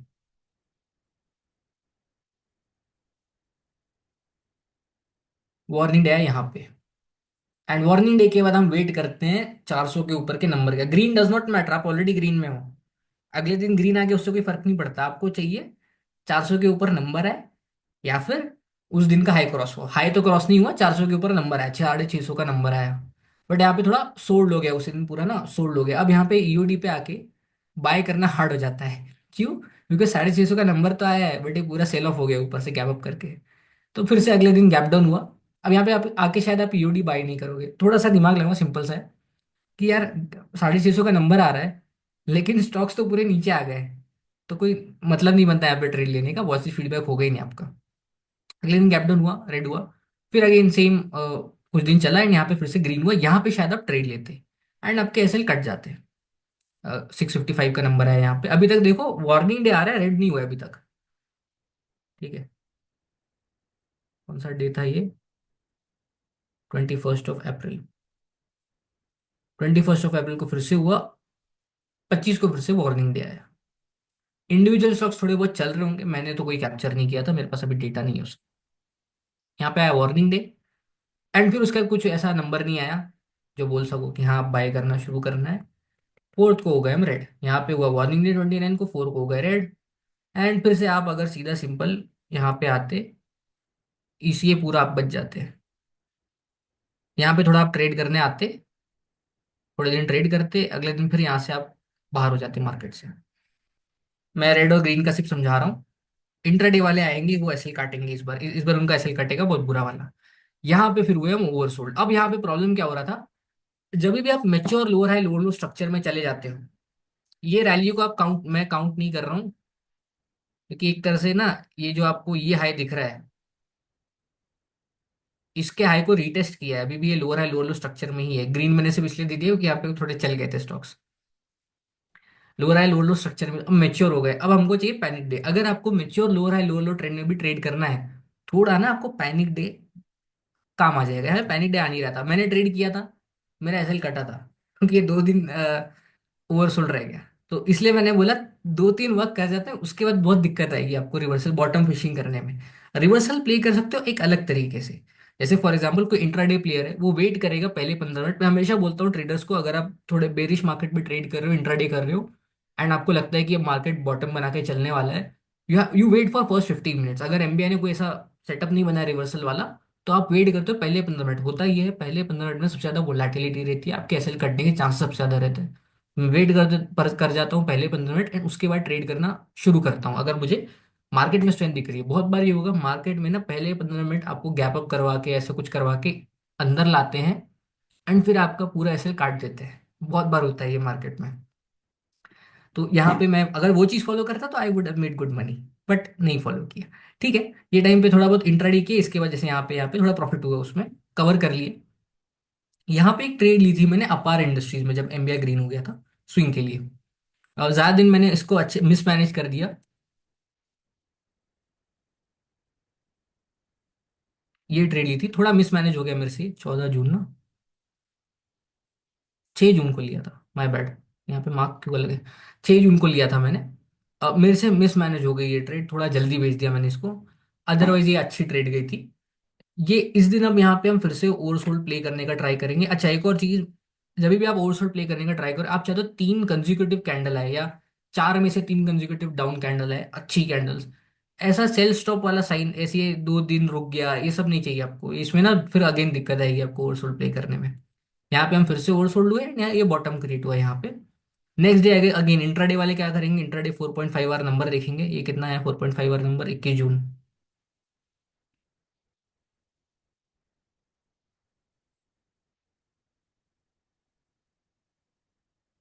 21, 21, 21, 25 जून, हाँ। 25 जून वाले ये थोड़ा, जैसे अब 1000 नंबर आ गया तो हम आके थोड़ा 1-2 दिन का बर्स्ट ट्रेड करने का ट्राई करते हैं, या फिर वही इंट्राडे प्ले करने का ट्राई करते हैं, क्वेश्चन मिल गया तो। छोटा रिस्क, मैं जनरली 0.1%, 0.15% ऐसे करके रिस्क लेके ट्रेड कर लेता हूँ, क्योंकि क्या होता है ऐसे इतना छोटा रहता है, अगर एक भी स्टॉक चल गया तो अच्छा अच्छा यहाँ पे इम्पैक्ट आता है। एक तरह से आपका जो ड्रॉडाउन है वो भी रिकवर हो जाता है। ठीक है, फिर उसके बाद यहाँ पे ग्रीन रेड चलता रहा, फाइनली हुआ ग्रीन हम 4 जुलाई को, 4 जुलाई को। एंड यहाँ पे मैंने एक ट्रेड ली थी एलिकॉन की, थोड़ी बॉटम से ली थी मैंने, बॉटम फिशिंग की थी उसकी। यहाँ पे मैं ट्रेड बता दे रहा हूँ, बट मैं नीचे से लिया था, चला भी था ये ठीक। एक और एक्शन कंस्ट्रक्शन भी लिया था मैंने, बट उसमें अभी सेटअप नहीं, तो डिस्कस नहीं कर रहा हूँ मैं। 6 जुलाई, एंड ये अच्छी रैली आई थी मार्केट में। ये 6 जुलाई को आई बॉट इट, एंड ये ठीक ठाक चला था। इसके ऑब्वियसली साइज छोटी थी, देखो साइज छोटी रहेगी जब भी आपकी इनिशियल ट्रेड्स है जो, उन्हें आप साइज छोटी रखोगे, बट जैसे जैसे मार्केट में आपको मिलने लगे ना ट्रैक्शन, आप साइज इंक्रीज कर देते हो। फिर आए बॉटल स्टॉक FCL। अच्छा, एक और चीज, एक और कैरेक्टरिस्टिक बताता हूँ आपको। हम जब RS की बात करते हैं तो व्हाट आई सी, मतलब मेरे मेरा इस चीज एनालिसिस का तरीका अलग है। फॉर एग्जाम्पल, मैं जब भी बाय करता हूँ तो मैं ये बाय नहीं करता, लास्ट कंसोलिडेशन अगर करेंट कंसोलिडेशन के ऊपर हुआ है, ठीक है, तो मैं इसे बाय नहीं करता, स्पेशली अगर मार्केट बॉटम आउट हो रहा हो तो।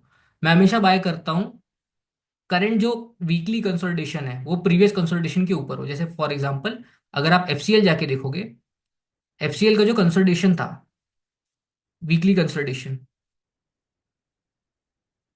ये कंसोलिडेशन हुआ, फिर ये कंसोलिडेशन हुआ, फिर ये कंसोलिडेशन हुआ, एक तरह से ये प्रीवियस कंसोलिडेशन के ऊपर है, साइडवेज भी बोल सकते हो बट थोड़ा ऊपर है। ठीक है, तो ये एक तरह से बुलिश साइन है, मतलब मैं इनको ट्रेड कर लेता हूँ। What I do not like is कि अगर फॉर एग्जांपल यही एक ऐसा बेस होता है एंड यहाँ पे फिर मैं ट्रेड करने जाऊँ, ये मुझे नहीं पसंद। यहाँ पे ये होता है स्टॉक ना बहुत चौपी सा लगता है मुझे, मैं इनको छोड़ ही देता हूँ। इसलिए कभी भी सप्लाई आ सकती है, तो फिर मैं वेट करूंगा फ्लैग वैग बनाया अच्छे से, वॉल्यूम वॉल्यूम से ब्रेकआउट करे, मैं फिर आके ट्रेड करूंगा। मैं पर्सनली ऊपर ही प्रेफर करता हूँ ट्रेड करना। देन फिर एक करूर वैश्य का ईपी था। करूर वैश्य की ईपी में हम बात करेंगे, इसको याद रखना, मैंने छोड़ दिया था ये, मेरे से मिस हुआ था। इसको मैं इसलिए बात करना चाह रहा हूँ क्योंकि इसके बाद ना यहाँ से एक्चुअली में उस साल में बैंक्स ने रैली देना शुरू किया था सबसे पहले। As far as I remember Karur Vysya चला था बॉटम से।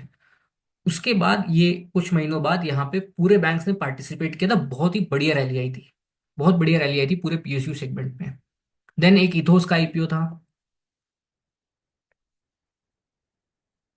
ये भी चला था। एग्जाम्पल दे रहा हूँ, ये भी मैंने बाय नहीं किया था, बस वॉचलिस्ट में था, मेरे पास वॉचलिस्ट का डेटाबेस पड़ा है इसलिए डाल दिया मैंने। कैंपस का IPO था, कैंपस का IPO भी याद रखना, क्योंकि क्या था कैंपस, अगेन कैंपस ने ना, कैंपस के साथ साथ और भी स्टॉक्स चले थे। कैंपस चला था, ये फुटवेयर वाला जो सेगमेंट है ना, कैंपस चला था, मिर्जा इंटरनेशनल चला था, और एक कोई तो भी स्टॉक चला था, आई डोंट रिमेम्बर कौन सा था। तो होता ये है, ये चला था, इसकी वजह से मैंने एक दूसरा स्टॉक बाई किया था, विच वॉज लिबर्टी शूज, बाद में बाई किया था, आपको दिखेगा वहां पे।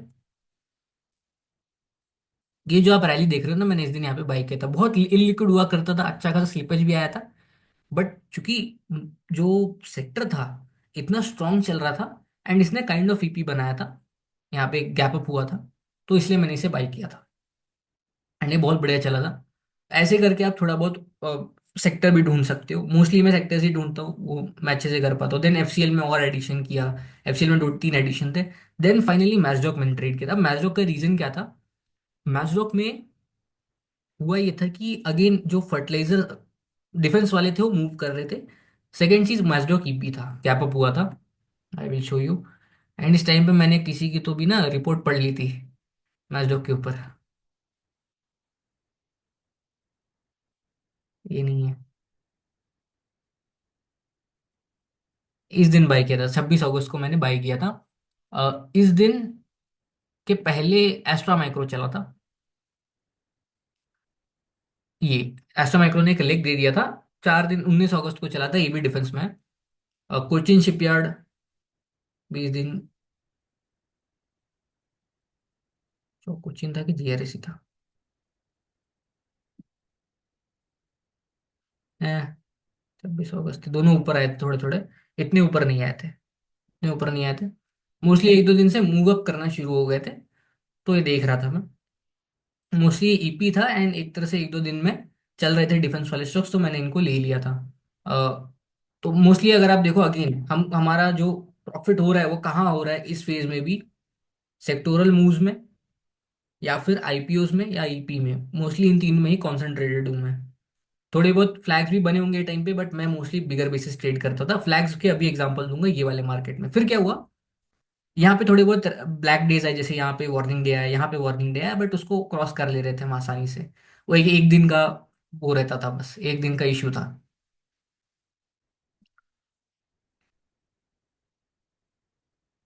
16 सितंबर को हम एक चौपी फेज में एंटर हुए।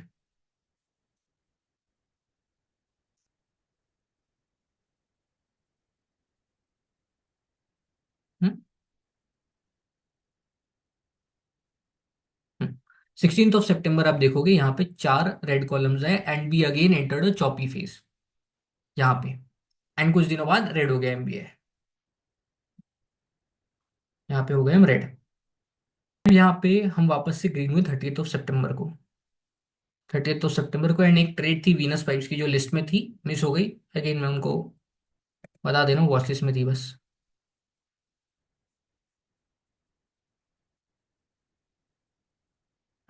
ये एक ट्रेड थी। अगेन ये कौन सा फ्लैग है? हाई आरएस एक तरह से फ्लैग है ये। मार्केट थोड़ा ऊपर नीचे हो गया, साइडवेज था।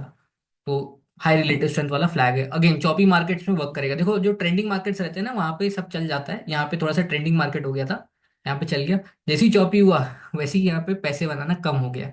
करीब 1 महीने का फेज थोड़ा सा हार्ड गया था मेरे लिए। यहाँ पे 11 अक्टूबर को, ये सितंबर हार्ड गया था, 11 अक्टूबर को फिर से आपको रेड मिलता। रेड मिलता है, कुछ दिनों बाद आपको ग्रीन हो जाता है 18 अक्टूबर को। अब यहाँ पे क्या हुआ, यहाँ पे जो ये नंबर से बहुत छोटे छोटे आ रहे थे, which means proper choppy phase में हो आप। कट कट होगा ऊपर नीचे दोनों तरफ से। बट इस टाइम पे पीएसयू की जो एक्चुअल जो पहला लेग था, मेरे हिसाब से वो नवंबर से मिला था आपको, नवंबर 2022 से। Railways, fertilisers and railways, fertilisers और ये पीएसयू बैंक्स, इन्होंने रैली दी थी इस फेज में। ये हो गया, ये हो गया। That is why I was able to capture them. ये सब एक साथ मूव करते हैं ना, तो इजी हो जाता है पैसे बनाना। It's very easy. अगर आपको एंट्री टैक्टिक्स आती है, मैं एक एंट्री टैक्टिक यूज नहीं करता हूँ, मैंने एंट्री टैक्टिक्स बहुत सारी यूज कर रखी हैं। एज लॉन्ग एज मुझे स्ट्रक्चर पता है, मैं बीच में भी घुस जाता हूँ, आई डोंट केयर। मैं इंटरडे का ये फायदा हो जाता है मुझे। यहाँ पे जैसे देखोगे आप, कहीं पे भी इसमें घुस जाते हैं, अगर आपको इंटरडे आता है यहाँ पे घुस सकते हो, यहाँ पे घुस सकते हो। ऐसे अब 23rd ऑफ नवंबर है, 23rd ऑफ नवंबर को सारे चले थे। ये चला था, मद्रास चला था। एक आरसीएफ भी था, मैं आरसीएफ में भी था। मोस्टली मैंने फर्टिलाइजर्स बाई किए थे। PSUs are played by future PSU banks. And एक ये भी चला था, क्या बोलते हैं, रेलवे भी चले थे। रेलवे मैंने उतना कैप्चर नहीं कर पाया था, एक ट्रेड ली थी बस मैंने उसमें। पैसे भी आपके पास लिमिटेड ही रहते हैं, आप तीनों कैप्चर नहीं कर पाते। बट ये है कि अगर कोई ऐसा रैली मिलता है आपको, मैड रैली, तो आप, अगर आपके डिफरेंट एंट्री टैक्टिक्स है, आप बीच में भी घुस जाते हो। तीन में से आपको बस एक कैच करनी है, आपको सारे कैच नहीं करने हैं। तो एक मैंने कैच की थी मोस्टली फर्टिलाइजर्स की। एंड अच्छे खासे पैसे बन गए थे। और ऐसा नहीं था, ये तीन हो गए, इसके अलावा और भी थे। जैसे फॉर एग्जांपल बैंक्स में सिर्फ बैंक्स नहीं चल रहे थे, जो मैंने करूँ वैसे बताया वो ओरिजिनल था। उसके बाद फिर ये पीएसयू बैंक चले थे, उसके बाद प्राइवेट बैंक भी चल रहे थे, जैसे मैंने यस बैंक कैप्चर किया था। 2 दिन का, 2 या 3 दिन का मूव था। बहुत बढ़िया मूव था। ठीक है, ये मूव आया था, तो ये कैप्चर हो गया था। Then just before the fall, MBI red होने के जस्ट पहले, यहाँ पे कुछ भी एमबीआई रेड नहीं था, तो यहाँ पे आप आराम से अपना पीएसयूज और ये सारे रैली कैप्चर कर सकते थे। If you had idea, obviously आपकी क्वालिटी ऑफ सेटअप, स्कैन कैसे करो, ये सब मैटर करता है। यहाँ पे क्या हुआ था, स्टील सेक्टर थोड़ा लग रहा था मुझे स्ट्रांग है। उषा मार्ट मैंने बाय किया था, एंड उषा मार्ट के बाय करने के बाद यहाँ पे आया था मार्केट में फॉल।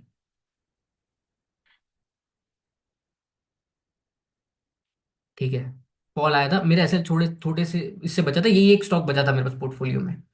अब यहाँ पे आप जाके देखो, 3 दिन का फॉल है, शार्प फॉल है, एंड यहाँ पे जो नंबर है 14 पे आ गया है। Perfect time to play reversal. अगले दिन का अंडर कट किया, एंड इस दिन पे बहुत अच्छे पैसे बन गए थे। आई थिंक मैंने जितने भी रिवर्सल ट्रेड किए, सबसे बेस्ट वाला रिवर्सल ये है। बहुत इजी रिवर्सल था, एंड बहुत अच्छा नंबर भी आया था। 26 दिसंबर आपको दिखाता हूँ। अब यहाँ पे सब ग्रीन ग्रीन ग्रीन ग्रीन चल रहा है, कोई वार्निंग डे भी नहीं आया। 21 को रेड हुआ, 26 को ग्रीन हुआ, सब अच्छे से अंडरकट करा के अच्छी एंट्री देके मूव अप किया फर्स्ट टाइम। अब यहाँ पे मैं इसको lower high lower low, higher high higher low structure मान लिया हूँ, रैली आ चुकी है। फर्स्ट टाइम हम गिरे हैं, अब यहाँ से बाउंस कर कर सकते हैं, तो मैंने बाउंस प्ले कर लिया, पैसे बन गए। फिर एक मैंने सनफ्लैग में ट्रेड लिया। उस टाइम तक मुझे लगा था स्टील सेक्टर काफी स्ट्रांग है। स्टील सेक्टर में मैंने ट्रेड ली, सनफ्लैग लिया, एंड कुछ दिनों बाद मैंने एलएसआई लिया। एलएसआई अगर आप जाकर देखो, 3 दिन की ट्रेड थी। अच्छा, लॉयड्स इंजीनियरिंग नाम हो गया इसका।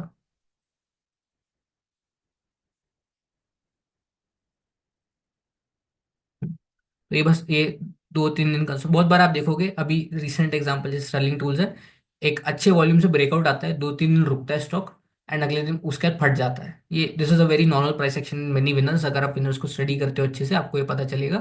तो यहाँ पे मैंने जाके ट्रेड ले ली थी, लोअर टाइम फ्रेम पे जाके, एंड ये अच्छा चला, 3 दिन में एक अच्छा मूव मिल गया था, अच्छा साइज भी था। तो इस टाइम पे मार्केट थोड़े से चौपी थे, बट पैसे बन गए थे। एक लैंडमार्क का आईपीओ था, मेरे से छूट गया था, लिस्ट में था। ये आप आईपीओ देखोगे, बहुत अच्छा सेटअप है ये, अगर आपको सेटअप्स की समझ है, this is a very good setup. उसके बाद फिर क्या हुआ, यहाँ पे आपको रेड मिलता वापस, एंड फिर यहाँ पे आपको ग्रीन मिलता। थोड़ा सा अगेन चॉपी फेज में गए थे हम, एंड फाइनली आपको रेड मिलता ऑन 25 जनवरी। अपार्ट फ्रॉम स्टील बेट्स मेरा कोई भी स्टॉक चला नहीं था, सिर्फ स्टील वाले चल रहे थे अच्छे से। देन चौपी हो गए 25 दिसंबर को, एंड मार्केट ने बजट के पहले थोड़ा चौपी हो गया था, तो मैंने छोड़ दिया था ट्रेडिंग कुछ दिन के लिए। बजट के बाद, इस दिन के बाद, ऐसा नहीं मैंने ट्रेडिंग नहीं की, बट एमबीआई रेड में था, वो इंपॉर्टेंट चीज है। ट्रेडिंग की थी बहुत छोटे, लगभग 25% कैपिटल से ट्रेड कर रहा था मैं। 75% of the capital was just idle, कुछ नहीं कर रहा था वो टाइम पे। जैसे कुछ कुछ सेटअप्स थे, H G infra, I remember, fin pipe या फिन केबल कुछ तो भी था, वो एक था, ऐसे करके आपको सेटअप्स मिल जाएंगे। ठीक है, फिर मार्केट पूरा गिरा विरा। ये क्या हो रहा था इस टाइम पे, कुछ प्रॉपरली ओवरसोल्ड भी नहीं हो रहा था मार्केट। 13 मार्च, रुको आपको दिखाता हूँ। छोटे छोटे कैंडल से नहीं गिरना है आपको, आप चाहते हो बड़े कैंडल से गिराओ, खत्म करो। अब फर्स्ट बार में क्या हुआ, फर्स्ट फॉल में जनवरी में ही इतना बड़ा फॉल आ गया, दिसंबर में ही 12, 7 और 18। अब इसके नीचे वाला फॉल चाहिए, अब प्रॉब्लम ये इसके नीचे वाला फॉल आ ही नहीं रहा, 12 के नीचे ही नहीं जा रहा। क्या, ट्रेड करना हार्ड हो जाता है फिर। यू नीड, जैसे मैंने आपको बताया, जो सिंपल सा चीज है, प्रीवियस जो ओवरसोल्ड था उससे ज्यादा ओवरसोल्ड, उससे ज्यादा ओवरसोल्ड हुआ ही नहीं। चॉप चॉप किया, पूरा चॉप चॉप वाला मार्केट था ये। एंड इस टाइम पे ज्यादा पैसे भी नहीं बने थे, एंड हम बस एक चॉपी फेज में थे, एंड मैं बहुत लोअर साइज से ट्रेड कर रहा था। यहाँ पे 17, 14, 14 हुआ। ये एक तरह से आपको तीनों में कलर दिखाएगा पहली बार। यहाँ पे एक ग्रीन ग्रीन ग्रीन दिखाया, यहाँ पे थोड़े बहुत ऑरेंज दिखाया आपको।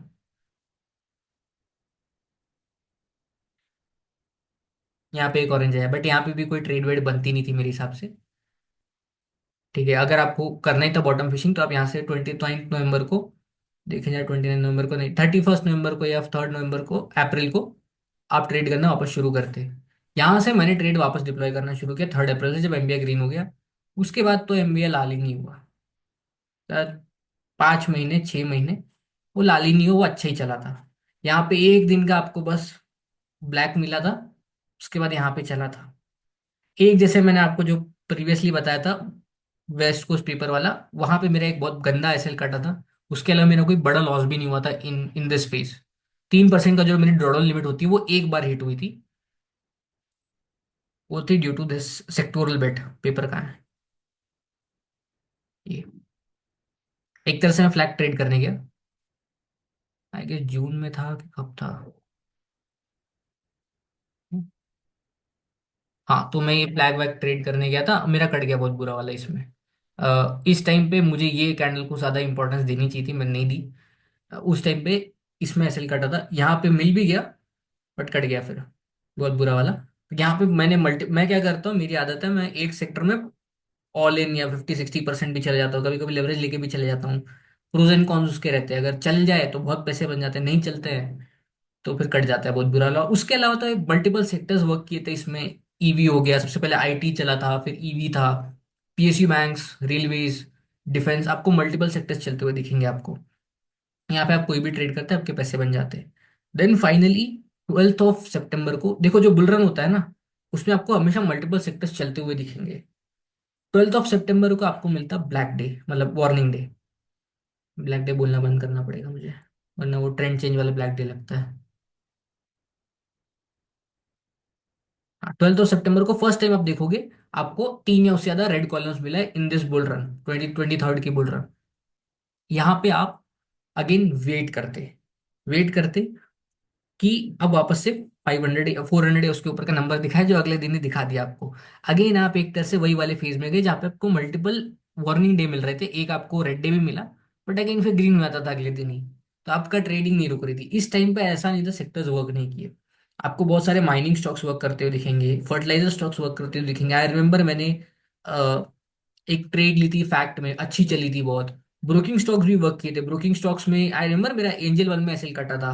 पावर स्टॉक्स वर्क किए थे, ज्वेलरी में आई थिंक सेंगो गोल्ड ये सब चले थे, पैकेजिंग रिलेटेड थोड़े बहुत चले थे, तो सेक्टर्स ये टाइप भी मूव कर रहे थे, तो इसलिए ये फेज इतना बुरा नहीं गया था।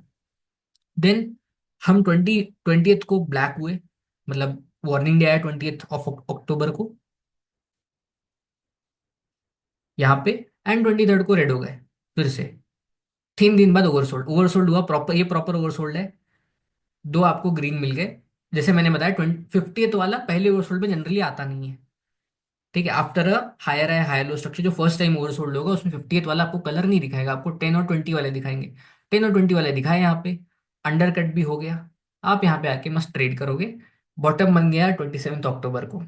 ठीक है, अब यहाँ से आप ट्रेडिंग वापस से शुरू कर सकते हो। अब आप कौन से टाइप ऑफ सेटअप चूज करोगे, देखो, जो प्रीवियस एक तरह से चॉपी फेज में अच्छे होल्ड कर रहे थे, आप उनमें क्वालिटी सेटअप जाके ढूंढोगे। जैसे इस टाइम पे सबसे पहली one of the first few trades मेरी जो थी वो थी सीडीएसएल। सीडीएसएल एक ईपी सेटअप था।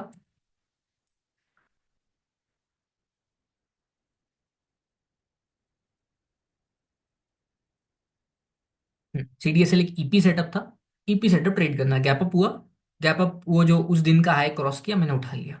सेक्टर बहुत स्ट्रांग था, बीएसई हो गए। बीएसई जैसे स्टॉक्स को कोई फर्क ही नहीं पड़ता, एंजल वन पागल हो गया था। ऐसे टाइप ऑफ सेटअप्स आपको मिल गए थे वो टाइम पे। फिर उसके बाद क्या हुआ, कुछ आईपीओ चले थे, आई रिमेम्बर। एक ईएमएस लिमिटेड था, वो चला था। ये एक चला था सेटअप, मैंने इसको एक दिन पहले ही बाई किया था 3 नवंबर को। एक एमवीजीजेआईएल चला था। ये भी, ये किससे बिलोंग करता था ये, गोल्ड से बिलोंग करता है। तो वही जो गोल्ड चल रहा था, तो वो देख के मैंने इसको बाय कर लिया। आईपीओ भी था प्लस स्ट्रॉन्ग सेक्टर भी था, दोनों को कंबाइन कर दिया, वर्क कर गया मेरे लिए। फिर उसके बाद पावर स्टॉक्स अचानक से चलना शुरू हुए। तो अगेन आप जो देख रहे हो, आईपीओ लिया हूँ, ईपी लिया हूँ, स्ट्रॉन्ग सेक्टर ढूंढ रहा हूँ। आइनॉक्स विंड एक ट्रेड थी, आइनॉक्स विंड मिलेगा आपको। बहुत सारे सेटअप चल रहे थे। एचबीएल पावर, आइनॉक्स विंड, यहाँ पे देखो आइनॉक्स विंड दिख रहा है। एचबीएल पावर था ये टाइम पे। 6 नवंबर को आइनॉक्स विंड दिखा है ना आपको, और दिखाता हूँ एचबीएल पावर कब चला था। एबीईपी था, 10 नवंबर को चला। केपीआई ग्रीन, सेम सेक्टर से उस टाइम पे ना एक्चुअल में बहुत अच्छी रन शुरू हुई थी। केपीआई ग्रीन 9 नवंबर को, एनएलसी इंडिया, ये सारे सेम सेक्टर से बिलोंग करते हैं, दैट इज पावर। ये on 8 November, this is a very classic pattern. जरूरी नहीं है कि हाई आरएस जरूरी है, मतलब कि हो ही। कभी कभी ये होता है, आपको ये भी चीज देखनी पड़ती है। जैसे फॉर एग्जांपल यहाँ पे बहुत बार क्या होगा, मार्केट शेकआउट करके स्टॉक्स ऊपर आ जाते हैं। तो आपको ऐसे स्टॉक्स ढूंढने हैं जो ऊपर अच्छे वॉल्यूम से आए हो। जैसे ये अच्छे वॉल्यूम से आया था, इसको मैं ईपी भी बोलूंगा। अर्निंग्स के बाद बॉटम बना दिया तो मेरे लिए ईपी हो जाता है वो। ये ईपी सेटअप भी है, तो इसको ट्रेड कर लिया था। देन अगेन अच्छी रैली मिली। इसके बाद एक शेकआउट आया यहाँ पे, अगेन बाउंस बैक किए, थोड़े दिन शांत रहे, फिर उसके बाद ईवी स्टॉक्स चले थे। ईवी में दिखाऊं अगर आपको मैं, ओलेक्ट्रा, ओलेक्ट्रा एंड जेबीए में साथ में चले थे। हाँ इस दिन पे, और ये अच्छा चला था। जेबीए में 5% में था, यूसी मारा था। तो अब ये मिस हो गया था, आप क्या करोगे? यू गो एंड फाइंड कि इसी सेक्टर में कौन सा चल रहा है। जैसे मैंने क्या किया, मैंने फाइंड किया HSCL, जो एक ईपी था। मैं फोकस ईपी पे इसलिए ज्यादा कर रहा हूँ क्योंकि गंदे मार्केट में आपको ईपी सेव करेगा, बाकी सब तो चलता रहता है, बाकी सब तो आप कर ही लोगे। यहाँ पे क्या हुआ, ये जो गैप अप दिख रहा है ना आपको, ये गैप अप इसलिए हुआ था क्योंकि इन्होंने कोई लिथियम आयन प्लांट डाला था जो ईवी में काम आता है। तो वही ये भी आप देखोगे, आपको मैंने जैसे क्लासिक एग्जांपल लिखा है, एक दिन का शेकआउट किया, अगले दिन बाउंस बैक। तो ये वाले सेटर्स ढूंढने पड़ते हैं जो बॉटम फिशिंग कर रहे हो। जैसे यहाँ पे भी यही हुआ, पूरा आरएस सब सही रहा है, एक दिन का बॉटम फिशिंग। आप ये इंटरडे तो कर नहीं कर पाते क्योंकि ओवरसोल्ड नहीं हुआ था। बट ये जो बाउंस बैक देख रहे हो आप, कितना स्ट्रॉन्ग बाउंस बैक आया है। वॉल्यूम यहाँ पे देखो, वॉल्यूम इसके किस कैंडल के देखो। ठीक है, तो यहाँ पे फिर 3 दिन की टाइटनेस एंड मैंने ट्रेड कर लिया। एक वार्डन मूवी था, अनदर ईपी, सेम सेक्टर से बिलोंग करता है। ये यूसी मारा था, 2 4 यूसी, एंड मैंने इनको पूरा स्ट्रेंथ में सेल कर दिया था।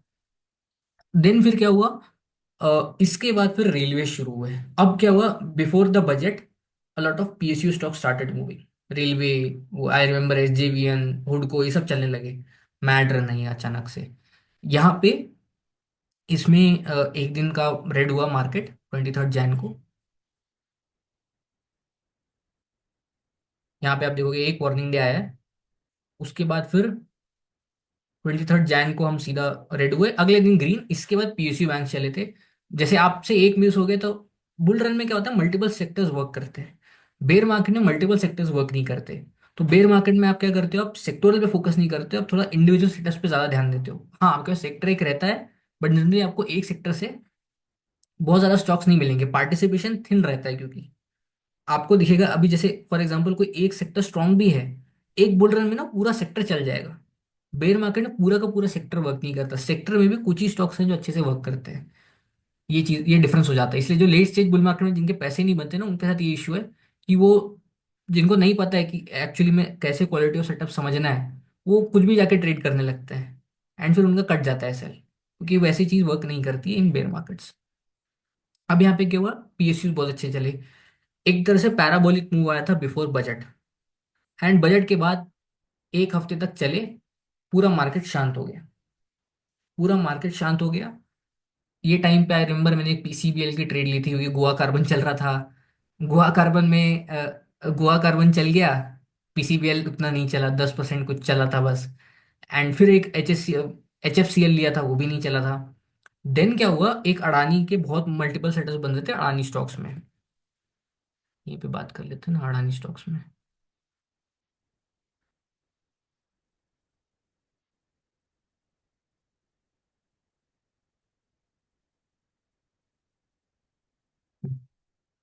यहाँ पे तो इतना बढ़िया सेटअप नहीं है ये, रुक आपको दिखाता हूँ।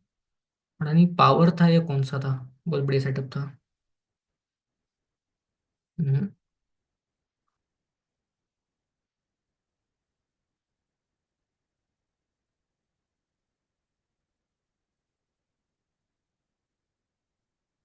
ये WL ही होगा।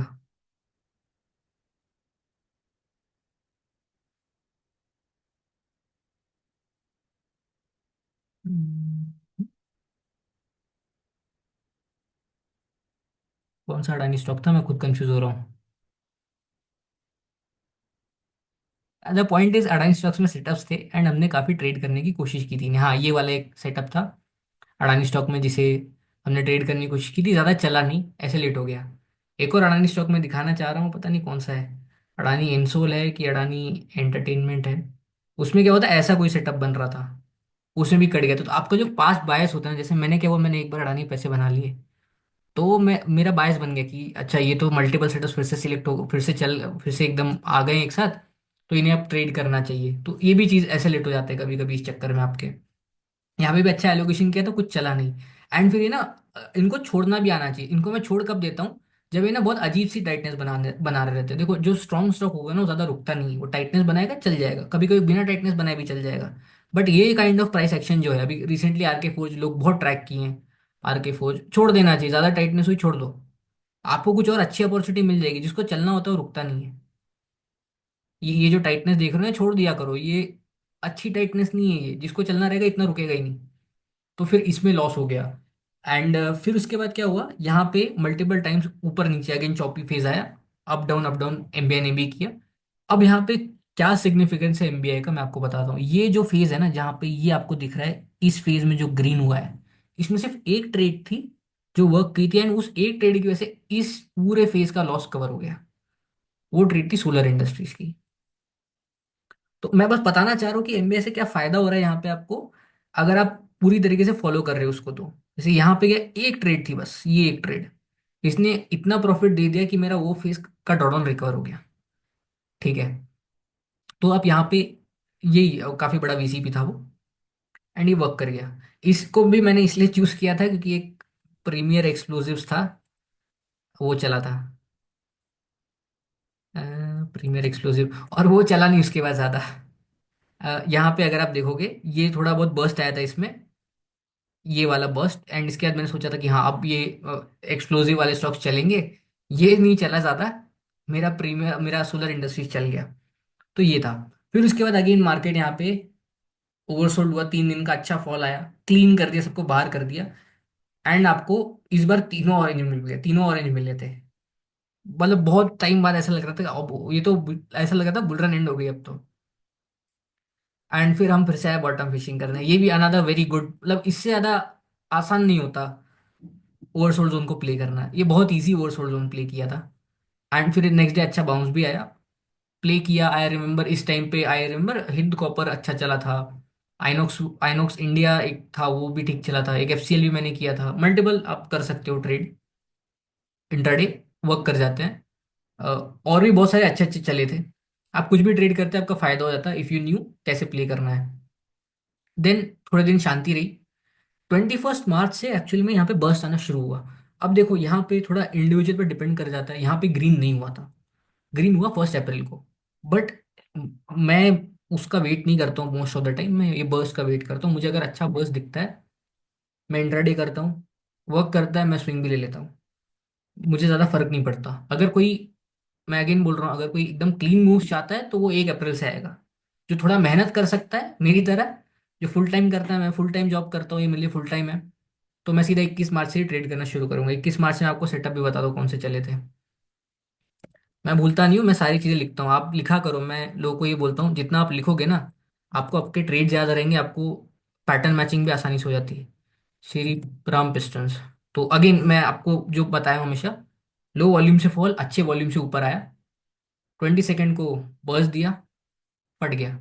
अच्छा चला, शायद मैंने इसको एक दिन पहले बाई किया था कि क्या, आई डोंट रिमेम्बर। बट हाँ, ये बर्स्ट, बर्स्ट के बाद मैंने इसको बाई किया, ये अच्छा चला। फिर 26 को आई बॉट हिंद कॉपर, जो एक्चुअली में अगर आप, उसका लॉजिक ये था कि कॉपर के प्राइसेस बढ़ रहे थे,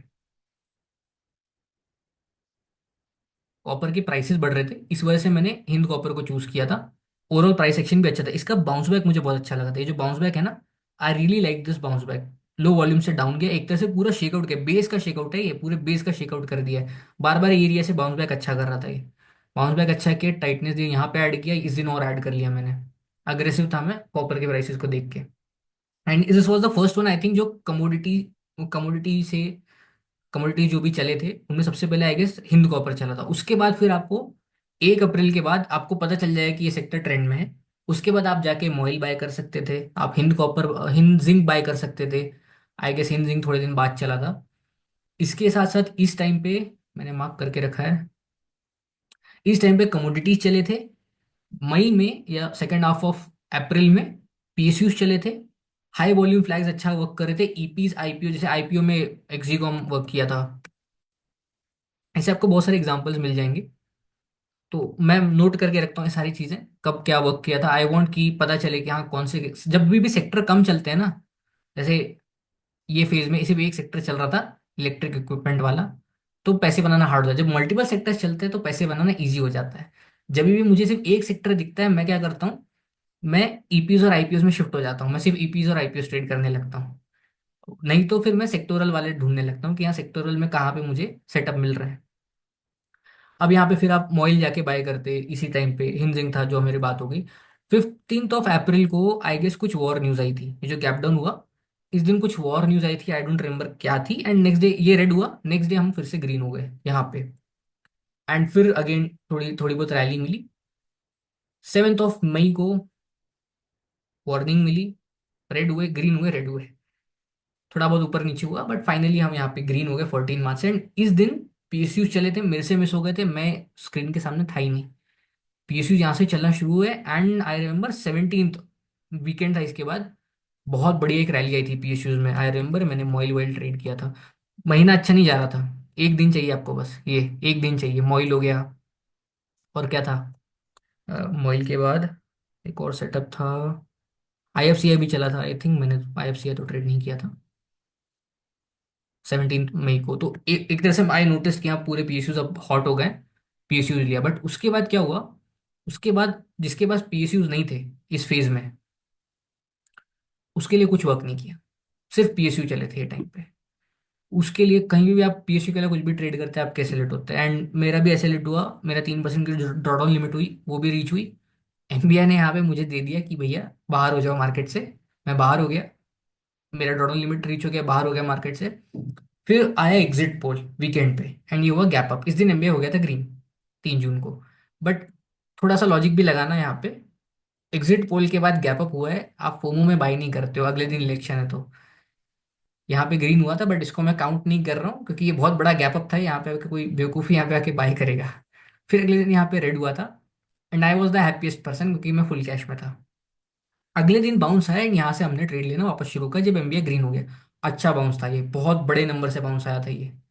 एंड यहाँ से ट्रेड लेना शुरू किया, ये यहाँ पे फिर आपके पीएसयूज डिफेंस चले थे, रेलवे सब यहाँ पे चले थे। आई रिमेम्बर पारस की ट्रेड थी, फिर रेलवे स्टॉक्स बहुत अच्छे चलते, अगर कोई कैप्चर कर पाया तो। डिफेंस थोड़े चौपी से थे, बट वो भी अच्छा वर्क किए थे। एंड फिर उसके बाद फिर से थोड़ा सा चौपी फेज आया ऊपर नीचे वाला, यहाँ पे भी थोड़ा टफ हुआ ट्रेड लेना। फिर यहाँ पे मैं शॉर्ट था एक्चुअली मार्केट पे। यहाँ पे एक ग्रीन आया, and I traded INOX wind, I remember INOX wind EP था, जहाँ पे भी मुझे मार्केट टफ हो जाता है मैं ईपी पे शिफ्ट हो जाता हूँ, मैं छोड़ देता हूँ सारी चीजें ट्रेड करना। सही, अगस्त अगस्त 12 था आई रिमेम्बर। हाँ, ये दिन था। आई गेस 3 मिनट दिखाएगा, 1 मिनट तो दिखाएगा नहीं ये। तो यहाँ पे मैंने, मेरी तो ये एंट्री थी, मैं 200 ई में लगाऊंगा ज़्यादा। अच्छा है, 1 मिनट में ई में कौन सा 200 ई में, तो ये मिनट में कौन सा ई में होगा, 66 ई में। मतलब एक तरह से इसने क्या किया, 200 ई में जो 1 मिनट पे रहता है उससे बाउंस बैक करके आया, तो मैंने एक तरह से वीसीपी बनने का एंटिसिपेशन किया एंड ट्रेड ले ली। अर्निंग्स बहुत अच्छी थी इसकी, तो मुझे लगा एक फोमो में एक बड़ी कैंडल देगा लास्ट, शायद पैराबोलिक रैली का टाइप कुछ आएगी, तो वो एक अच्छा कुशन बिल्ड हो गया। फिर यहाँ पे दूसरी बार जब ग्रीन हुआ, तो मुझे अपने शॉट्स काटने पड़े, एंड ये था फ्राइडे। इसके बाद ब्रोकिंग चले थे, आपको ब्रोकिंग में बहुत सारे सेटअप्स काफी फेमस भी हुए थे एंड अच्छे भी चले थे। अब यहाँ पे क्या होता है, जब आप लेट स्टेज में जाओगे इस एरिया में, आपको सारे सेटअप चलते हुए नहीं दिखेंगे फ्रॉम सेम सेक्टर, थोड़े चलेंगे, सब नहीं चलेंगे। ऐसे ब्रोकिंग में आईएफएल सिक्योरिटीज आई रिमेम्बर चला था, नुवामा बहुत लोगों ने ट्राई किया, नहीं चला, पूरा सेक्टर नहीं चलता। अब यहाँ पे आप देखो ये चला, जियो जीत आई गेस थोड़ा बहुत चला था। हाँ जियो जीत चला था, और एक कौन सा था, शायद स्प्लिट हो गया इसलिए ऊपर हो गया यहाँ पे मार्किंग्स। और एक एम से कोई तो भी मोतीलाल शायद चला था। हाँ, मोतीलाल थोड़ा चला चला था, ज्यादा नहीं चला था। ठीक है, तो अब क्या हो जाता है, जैसे जैसे आप लेट स्टेज बुल मार्केट में आते हो, एक सेक्टर में सब नहीं चलता, हो जाता है जो पार्टिसिपेशन अपने आप थिन होता जाता है। This is the best indication of a late stage bull market. आपका जो पार्टिसिपेशन है वो अपने आप श्रिंक हो रहा है, ऑल्सो सेक्टोरल पार्टिसिपेशन श्रिंक हो रहा है। सेकेंड चीज, आपका जो लीडर्स रहे हैं बुल मार्केट के, वो ना नीचे की तरफ जाने लगते हैं। जैसे फॉर एग्जांपल इस बुल मार्केट सबसे अच्छे विनर्स कौन से रहे, power stocks, transformer stocks, power में गिनता हूं मैं उनको, और क्या बोलते हैं लास्ट वाला कौन सा था, पीएसयू स्टॉक्स। तो पीएसयू स्टॉक्स सब नीचे की तरफ टिल्ट होने लगे। तो आई स्टार्ट अज्यूमिंग जब भी ऐसा होता है, तो हम लेट स्टेज बुल मार्केट में हैं। तो यहाँ पे लेट स्टेज बुल मार्केट मैंने अज्यूम कर लिया। तो मैं उस हिसाब से ट्रेड कर रहा था, मैं ज़्यादा अग्रेसिव नहीं होता था, जितना मिलता था मैं खुश था। देन यहाँ पे कुछ, अब यहाँ पे लोगों के लॉसेस इसलिए भी हुए क्योंकि वो गलत सेक्टर्स चूज कर रहे थे। यहाँ पे क्या करना था, आपको फार्मा ढूंढना था, आपको केमिकल्स ढूंढना था। ज्वेलरी में भी चले थे बट ज्वेलरी में गिन नहीं रहा हूँ, क्योंकि ज्वेलरी बहुत वियर्ड से एकदम लिक्विड नहीं है बहुत ज़्यादा, बहुत हार्ड है ट्रेड करना। जैसे उस टाइम पे एक आध बार आप ट्रेड कर सकते हो जब आपका छोटा कैपिटल रहता है। जैसे मैंने एक बार लिबर्टी शूज ट्रेड कर लिया था, जब आपको दिखाया कि कैपिटल छोटा था। जैसे जैसे बढ़ जाता है आप ये सब चीज़ें छोड़ देते हो, ट्रेड नहीं कर पाते हो। यहाँ पे फार्मा और सेटअप भी इतने अच्छे नहीं बनाए थे, तो फार्मा चले थे। आई रिमेम्बर यहाँ पे, पहले तो मैं आपको एमबीए दिखाऊं। ग्रीन रेड जो हुआ यहाँ पे, ग्रीन हुआ 6 जून को, ठीक है। देन इसके बाद क्या हुआ है, नेक्स्ट रेड हुआ 19 जुलाई को, सीधा यहाँ पे आई रिमेम्बर थोड़ा सा हार्ड फेज हो गया था। एंड आई रिमेम्बर मैंने एक पोस्ट किया था कि मार्केट हार्ड हुआ है बट सेटअप्स अभी भी हैं। Mainly I was pointing towards defence and railways. आप जाके वो पोस्ट देख सकते हो। तो जब तक एमबीए रेड नहीं होता मैं मानता नहीं हूँ किसी चीज़ को। एमबीए रेड हुआ यहाँ पे, मुझे फिर निकलना पड़ा। फिर 24 को ग्रीन हुआ। फिर थोड़े दिन बाद यहाँ पे वार्निंग आई। फिर उसके बाद रेड हो गया। फिर यहाँ पे फिर से ग्रीन हुआ एंड थोड़ा बहुत 13 को ऐसे ऊपर नीचे चलता रहा। फाइनली 16 को हम ग्रीन हुए, यहाँ पे शॉर्ट पोजीशन जो मैंने बोला कटी थी। एंड फिर ब्रोकिंग चले थे फर्स्ट, फिर उसके बाद केमिकल्स एंड फार्मा में आपको सेटअप दिखने लगे थे। आई रिमेम्बर इस टाइम पे फास्ट फ्लैग्स चल रहे थे, मैं इनको फास्ट फ्लैग्स बुलाता हूँ। एक काइंड ऑफ सेटअप होते हैं, जैसे एसईपीसी हो गया। छोटा सा फ्लैग, पूरा फ्लैग नहीं बनता है, एकदम एक हफ्ते का फ्लैग बनेगा, 5-6 दिन का कंसल्टेशन दिखेगा एंड स्टॉक फट जाएगा। ये हो गया। मोरपेन हो गया। छोटा सा फ्लैग बनता है, छोटा सा, ये छोटा सा फ्लैग है। काइटेक्स, छोटा सा फ्लैग 1 हफ्ते का। और दिखाता हूँ, और क्या था।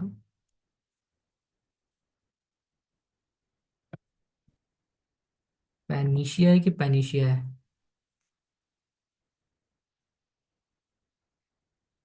हाँ, पेनिशिया बायोटेक। देखो, तो ये काइंड ऑफ एक सेटअप है, तो मैं इसका भी ट्रैक रखता हूँ क्या चल रहा है। मैंने अलग अलग सेटअप्स बना के रखे हैं जैसे, तो वो उनमें से कौन सा चल रहा है।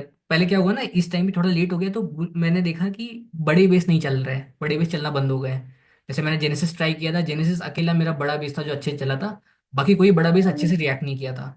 उसी टाइम पे मेरी वॉचेस में फ्लाश फ्लैग्स चलने लगे थे, फ्लैग्स चलने लगे थे, तो मैंने सीधा फ्लैग्स पे स्विच हो गया एंड उसको ट्रेड करने लगा। फिर क्या हुआ, यहाँ से मेरा भी ट्रबल शुरू हो गया, यहाँ से प्रॉफिट बनाना फिर से हार्ड हो गया। फिर क्या हुआ, एक एक दिन के मूव्स आते थे। ऐसे बहुत लोगों ने इकोस मोबिलिटी ट्रेड किया। अब एक दिन का मूव आया, पूरा कट गया। सिमिलरली ई से यूनिकॉम, यूनिकॉम एक स्टॉक था, एक दिन का मूव ये। प्रीमियर एक्सप्लोसिव्स भी था एक, प्रीमियर एनर्जी था, प्रीमियर कुछ तो था, पी से नाम। हाँ हाँ, यही था, यही था, यही था। ये तो अक्टूबर में हुआ है, इसको छोड़ दो। तो यहाँ पे फिर से हम ब्लैक हुए। यहाँ पे 700 का नंबर है, यहाँ से ट्रेड करना शुरू किया, यहाँ पे ग्रीन हुआ। यहाँ पे एक्चुअल प्रॉब्लम शुरू हुई, तो फिर I tried switching to EP, जैसे केईसी वेसी ट्रेड करने का ट्राई किया जो ईपी थे, बट उनमें पैसे नहीं बने मेरे। तो मैंने छोड़ दिया ट्रेड करना। वेट किया, यहाँ पे एमबीए ब्लैक में हो गया, मेरे एसएल्स कट गए सारे। एंड फिर यहाँ पे हो गए ओवरसोल्ड, 11, 16, 28। यहाँ पे फिर से आए हम, सेम केस। आप हर बार देख रहे हो सेम टाइप ऑफ नंबर्स आ रहे हैं। यहाँ पे जैसे रेड हुए फिर ग्रीन हुए, फिर यहाँ पे रेड हुए फिर ग्रीन हुए, यहाँ पे ऐसे वार्निंग दे आया। सेम केस, 11, 2 ग्रीन, एंड इसमें कोई कलर नहीं। हम यहाँ पे आते हैं ट्रेड करने अगले दिन। यहाँ पे अगेन जो मैंने आपको बताया, स्किपर आप ट्रेड कर सकते थे। क्विक हील एक सेम टाइप ऑफ सेटअप था, एक तरह से शेकआउट कर रहा है आपको बस, और कुछ नहीं। आप गेन कॉस्ट भी ट्रेड कर सकते थे, हाई आरएस स्टॉक्स। बट इनके अलावा ऑनेस्टली मेरे इतने वर्क नहीं किए थे। मैंने जैसे और ट्राई, एचईजी ट्राई किया था, नहीं वर्क किया इतना। यहाँ पे बाउंस बैक दिया इसने 8th को, अगेन ये शेकआउट दिया लास्ट कैंडल पे, बाउंस बैक दिया अच्छे से, वॉल्यूम से फ्लैग बना था। मोस्टली फ्लैग्स करूंगा ट्रेड, बेस जिनके भी इंटैक्ट हो, तो इनको ट्राई किया था। बट यहाँ पे जैसे एक दिन का एसएल लेके निकल गया। इनमें भी मैं टैक्टिक्स यूज करता हूँ, जैसे फॉर एग्जांपल मुझे पूरा स्विंग के लिए रूम देना है, तो मैं 1 मिनट पे 200 ई में लगा दूंगा। अलग अलग टैक्टिक्स होती हैं, आप यूज कर सकते हो ताकि आप ब्रेक इवन के पास पे निकलो। यहाँ पे अब कौन से सेटअप चले थे, ये दो दिखा दिए मैंने, लिस्ट से चले थे जो अच्छे चले थे वो बोल रहा हूँ मैं बस। गेन कॉस्ट चला था। एंड फाइनली एक स्टॉक चला था एम्बर। एम्बर मैंने लिया था, एम्बर और गाला प्रेक नाम का एक आईपीओ था वो चला था। एम्बर में क्या हुआ था, पूरा मार्केट इधर उधर हो गया, जैसे हमें बताया मैंने। जब भी मार्केट ऊपर टर्न अराउंड करते हैं हम हाई आरएस फ्लैग ढूंढते हैं, तो ये हाई आरएस फ्लैग था, 10 ईएमए तक नहीं तोड़ा था इसने। तो यहाँ पे ये अच्छा चला था। देन एक गाला प्रेक नाम का आईपीओ था वो अच्छा चला था। गाला प्रेक भी ईपी था मेरे हिसाब से, मैं इसको ईपी बोलता हूँ। एक तरह से गैप क्रिएट हुआ था, अंडरकट मारा, डायरेक्ट पूरा आउटसाइड बार बना दिया एक तरह से। गैप अप करके 2-3 दिन टाइट हुआ। सेम सेटअप्स आपको बहुत सारे स्टॉक्स में मिल जाएंगे, जैसे एक्जीकॉम दिखाता हूँ आपको। एक्जीकॉम में एक फ्लैग बना था जून में, सेम टाइप ऑफ सेटअप था मेरे हिसाब से। ये एक तरह से 2-3 दिन की टाइटनेस आती है बहुत बार। तो बहुत बार ये होता है कि एक तरह से छोटा सा ब्रेक करेगा ये में एंड बाउंस बैक कर जाएगा अच्छे वॉल्यूम से, तो उसको मैं उठा लेता हूँ। तो यहाँ पे यही हुआ, उठा लिया, फिर उसका यहाँ पे फिर से फॉल शुरू हुआ। अब यहाँ पे एमबीए रेड हुआ। एज अ सेट इस बाउंस पे I remember people were bullish. मैं लाइक ये नहीं ट्रेड करता ये, क्योंकि ना ये फर्स्ट डे ऑफ ओवरसोल्ड हुआ है, 2 मिनट में कट जाता है यहाँ पे आपका एसएल। और ये होता है, ये वोलेटिलिटी बता रहा है यहाँ पे, आप ट्रेड करने आ नहीं सकते। It's not easy to trade this कि ये इतने बड़े फॉल का एक ऐसा पूरा लॉन्ग विक वाला कैंडल बन गया। थर्ड डे ऑफ सेलिंग भी नहीं था, तो मैंने छोड़ दिया। फिर 2 दिन रुका, थर्ड डे ऑफ सेलिंग आई, यहाँ पे आई ट्राइड तेजस नेट में रिवर्सल। 2-3 दिन तेजस नेट ही ट्राई किया है मैंने। तेजस नेट में पैसे बन गए मेरे, अच्छे पैसे बन गए। देन कुछ कुछ ईपी चले थे जिनके बारे में बात कर लेते हैं। पीड जो बोलते हैं आजकल, पीड इज ईपी ओनली। जो अमेरिका का ईपी है वो हमारा पीड है, जो हमारा ईपी है वो उनका डिलेड ईपी है। ठीक है। तो अगर जैसे फॉर एग्जांपल आप फंडास देखते हो तो आप ये ईपी शायद ट्रेड करते हैं, लिक्विडिटी तो है नहीं वैसे इसमें। बट ये एक था, मैंने सारे डाल रखे। पीपीएल फार्मा एक अच्छा सेटअप बना था, पीपीएल फार्मा में इंट्राडे में। मेरे से मिस हो गया था, मैं बस दिखा रहा हूँ। कौन सा दिन है ये? अच्छा ये पहले मैं बता दूं, 11, 16, 28, 10, 14, 20 उतना ज्यादा ओवरसोल्ड नहीं हुआ है, बट चूंकि 50 में थोड़ा ज्यादा ओवरसोल्ड लग रहा था तो मैं अटेम्प्ट किया यहाँ पे, बट उतने पैसे नहीं बने थे। मेनली तेजस नेट ही मुझे पैसे बना के दिया ये फेज में। PPL pharma EP on 24 of October.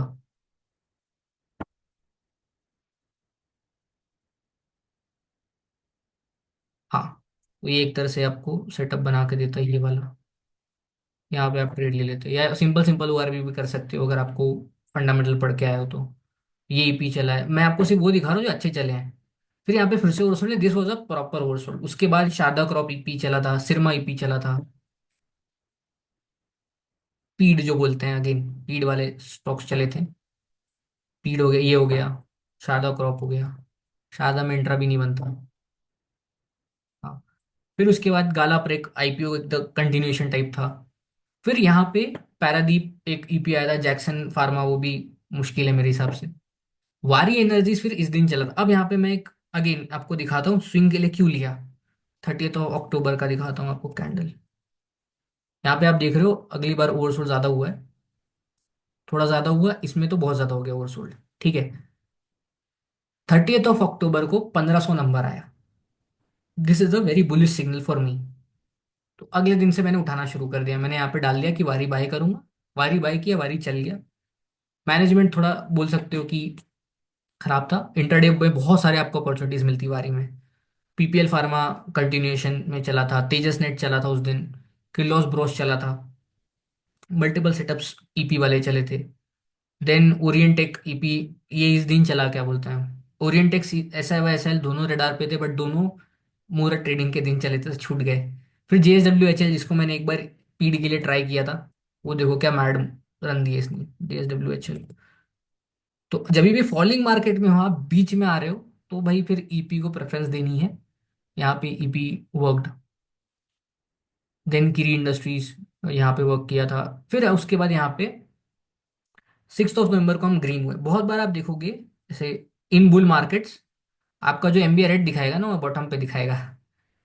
Similarly in bear markets MBI green आपको टॉप पे दिखाएगा। ये चीज भी होती है। ठीक है, तो यहाँ पे दिस इज वेरी कॉमन, ऐसा कोई नई चीज नहीं है ये। यहाँ पे जैसे ग्रीन दिखाया, 2 दिन बाद सेलिंग आ गई, तो कुछ नहीं कर सकते इसमें आप। जस्ट लेकिन अगर आप यहाँ पे आके आप ग्रीन देख के केआरएन ट्रेड कर ले रहे हो, एनआईटी में लूचिड एक सेटअप था, फिर उसके बाद वो मैनेजमेंट की न्यूज़ भी आई कि मैनेजमेंट चेंज हुआ है यहाँ पे। डीसीएम श्रीराम में ईपी था, एवलॉन में बहुत अच्छा ईपी बना था। फिर उसके बाद हम यहाँ पे हुए रेड, फिर से हमको रुकना है। रेड नहीं, वार्निंग डे आया। तो 1 नवंबर को आपको ग्रीन मिल गया। ये ग्रीन मैं मान नहीं रहा हूँ क्योंकि ये ग्रीन मुहूर्त ट्रेडिंग का ग्रीन था, इसको नहीं काउंट करता मैं। काउंट कर सकते हो आप, बट मैं काउंट नहीं कर रहा हूँ। 11 जून को हम फिर से, या 8 जून को, 8 नवंबर को हम फिर से रेड हुए। वार्निंग डे आया, 11 को हम रेड हो गए। फिर उसके बाद कुछ दिन रुके। एंड इस फेज में मैंने सिर्फ एक ट्रेड ली थी, पायलट पोजीशन, वो थी एनआईटी की, उसमें सेलेक्ट हो गया 0.2%, मैंने मेरा कट गया। मैं पूरा सिट आउट किया ये फेज में, वेट किया। अब यहाँ पे मुझे पता था रिवर्सल ट्रेड नहीं की जा सकती। जैसे फॉर एग्जांपल इस दिन पे people were like reversal trade किया जा सकता है, बट यहाँ पे अब मैंने, मेरा जो सेटअप था वो पूरा एग्जॉस्ट हो चुका है। ये ना 7 पे आ गया, इसके नीचे का नंबर नहीं था, तो मैं यहाँ पे रिवर्सल, मेरा सेटअप ट्रिगर नहीं हो रहा है। सेकंड चीज, वो 200 ईएमए सब बोल रहे थे, थोड़ा मैं बिहेवियर समझने का ट्राई करता हूँ। अगर सब लोग बुलिश है 200 ईएमए पे, तो मैं बुलिश नहीं रह पाता। तो अगर सब बुलिश है तो मैं बुलिश नहीं हूँ, ऐसा है मेरा। तो मैं क्या करता हूँ, मैं फिर वेट करता हूँ स्ट्रेंथ आने की। तो आई वेटेड, यहाँ पे थोड़ी स्ट्रेंथ दिखी, एनआईटी ट्राई किया, एसएल कट गया। यहाँ पे स्ट्रेंथ दिखी, वॉच कर रहा था। 25 को जैसे ही ग्रीन हुआ, again started trading EPs, again EPs में बाय करने लगा हूँ। 2 दिन में इन हो गया। आज 27 है, मैंने अपडेट नहीं किया है आज कैसा एमबीआई का नंबर आया है। देख लेते हैं एमबीआई का नंबर। 4.5 वाला नंबर देखना इंपॉर्टेंट हो जाता है। आज तो काफी स्क्वाड्स हुए हैं, तो हमेशा ही होता है, अगर मैं पहले दिन में पूरा डाल देता हूँ ना, मेरा जनरली कुछ ना कुछ स्टॉक चल जाता है। करीब 2% का पीएफ रिस्क है। एमबीआई का नंबर अच्छा है आज का भी। आज का भी एमबीआई का नंबर अच्छा है। देखते हैं क्या होता है। अब यहाँ पे फिर आपके और भी सेटअप्स वर्क करने लगे थे। जैसे यहाँ पे विमता लैब्स चला, अब एनआईटी चला है जो मैंने बाय करके रखा है। This is also EP for me, क्योंकि यहाँ पे जो न्यूज़ आई थी, न्यूज़ वाला ईपी है, अर्निंग्स वाला ईपी नहीं है। यहाँ पे एक ट्रेड ले ली, मल्टीपल इंट्राडे सेटअप्स बने थे। Mostly I am still giving preference to EP setups only, EP या आईपीओ उन्हीं में, क्योंकि मुझे मूवमेंट दिख रहा है तो मैं उन्हीं में ट्रेड कर रहा हूँ। मार्क्सन्स एक हो गया मेरे लिए, ये भी ईपी है, मैं इसको भी ईपी ही बुलाता हूँ। स्ट्रॉन्ग रिएक्शन नहीं आया, बट बॉटम जो है एक तरह से वो ईपी पे बना, थोड़ा सा भी गैप दिखता है तो मुझे अच्छा लगता है। ठीक है, और स्ट्रॉन्ग सेक्टर से भी है। तो mostly strong sectors plus EP IPO, ऐसा कुछ ढूंढ रहा हूँ। हाई आर स्टॉक भी मिलेंगे कभी कभी, लेकिन हाई आर स्टॉक्स में ना कटता है। मैंने देखा है, अगर वो बैक्ड नहीं हो ना अच्छे वॉल्यूम से या अच्छे सेक्टर से, तो उसमें भी कट जाता है। तो मैं अच्छे हाई आर स्टॉक, सिर्फ हाई आर स्टॉक के बेसिस पे नहीं लेता। I prefer EPs. ठीक है, तो ये पूरा वीडियो था रिगार्डिंग एमबीआई, कैसे रिवर्सल ट्रेड करना है, कहाँ कहाँ आपको आके कौन से सेटअप्स काम आएंगे।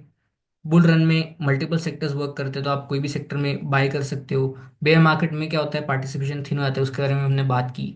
फॉलिंग मार्केट्स में क्या करना है, जब राइज हो रहा है, जैसे ही फॉलिंग मार्केट्स का जब मार्केट बाउंस बैक करने लगता है, तो हम ईपी आईपीओ में एडिशन कर लेते हैं। EP IPO plus high RS sectors, ये सब ढूंढने लगते हैं हम लोग। ये सब हमारा डिस्कशन हुआ। इसके अलावा आपको कोई भी डाउट है तो आप कमेंट बॉक्स में लिख सकते हो, या आप चाहते हो कि मैं किसी और टॉपिक पे वीडियो बनाऊं, मैं वो भी बनाऊंगा। Hope you like this video. अगर आपको पसंद आया ये वीडियो तो प्लीज़ लाइक कीजिए, शेयर कीजिए, सब्सक्राइब कीजिए। Thank you.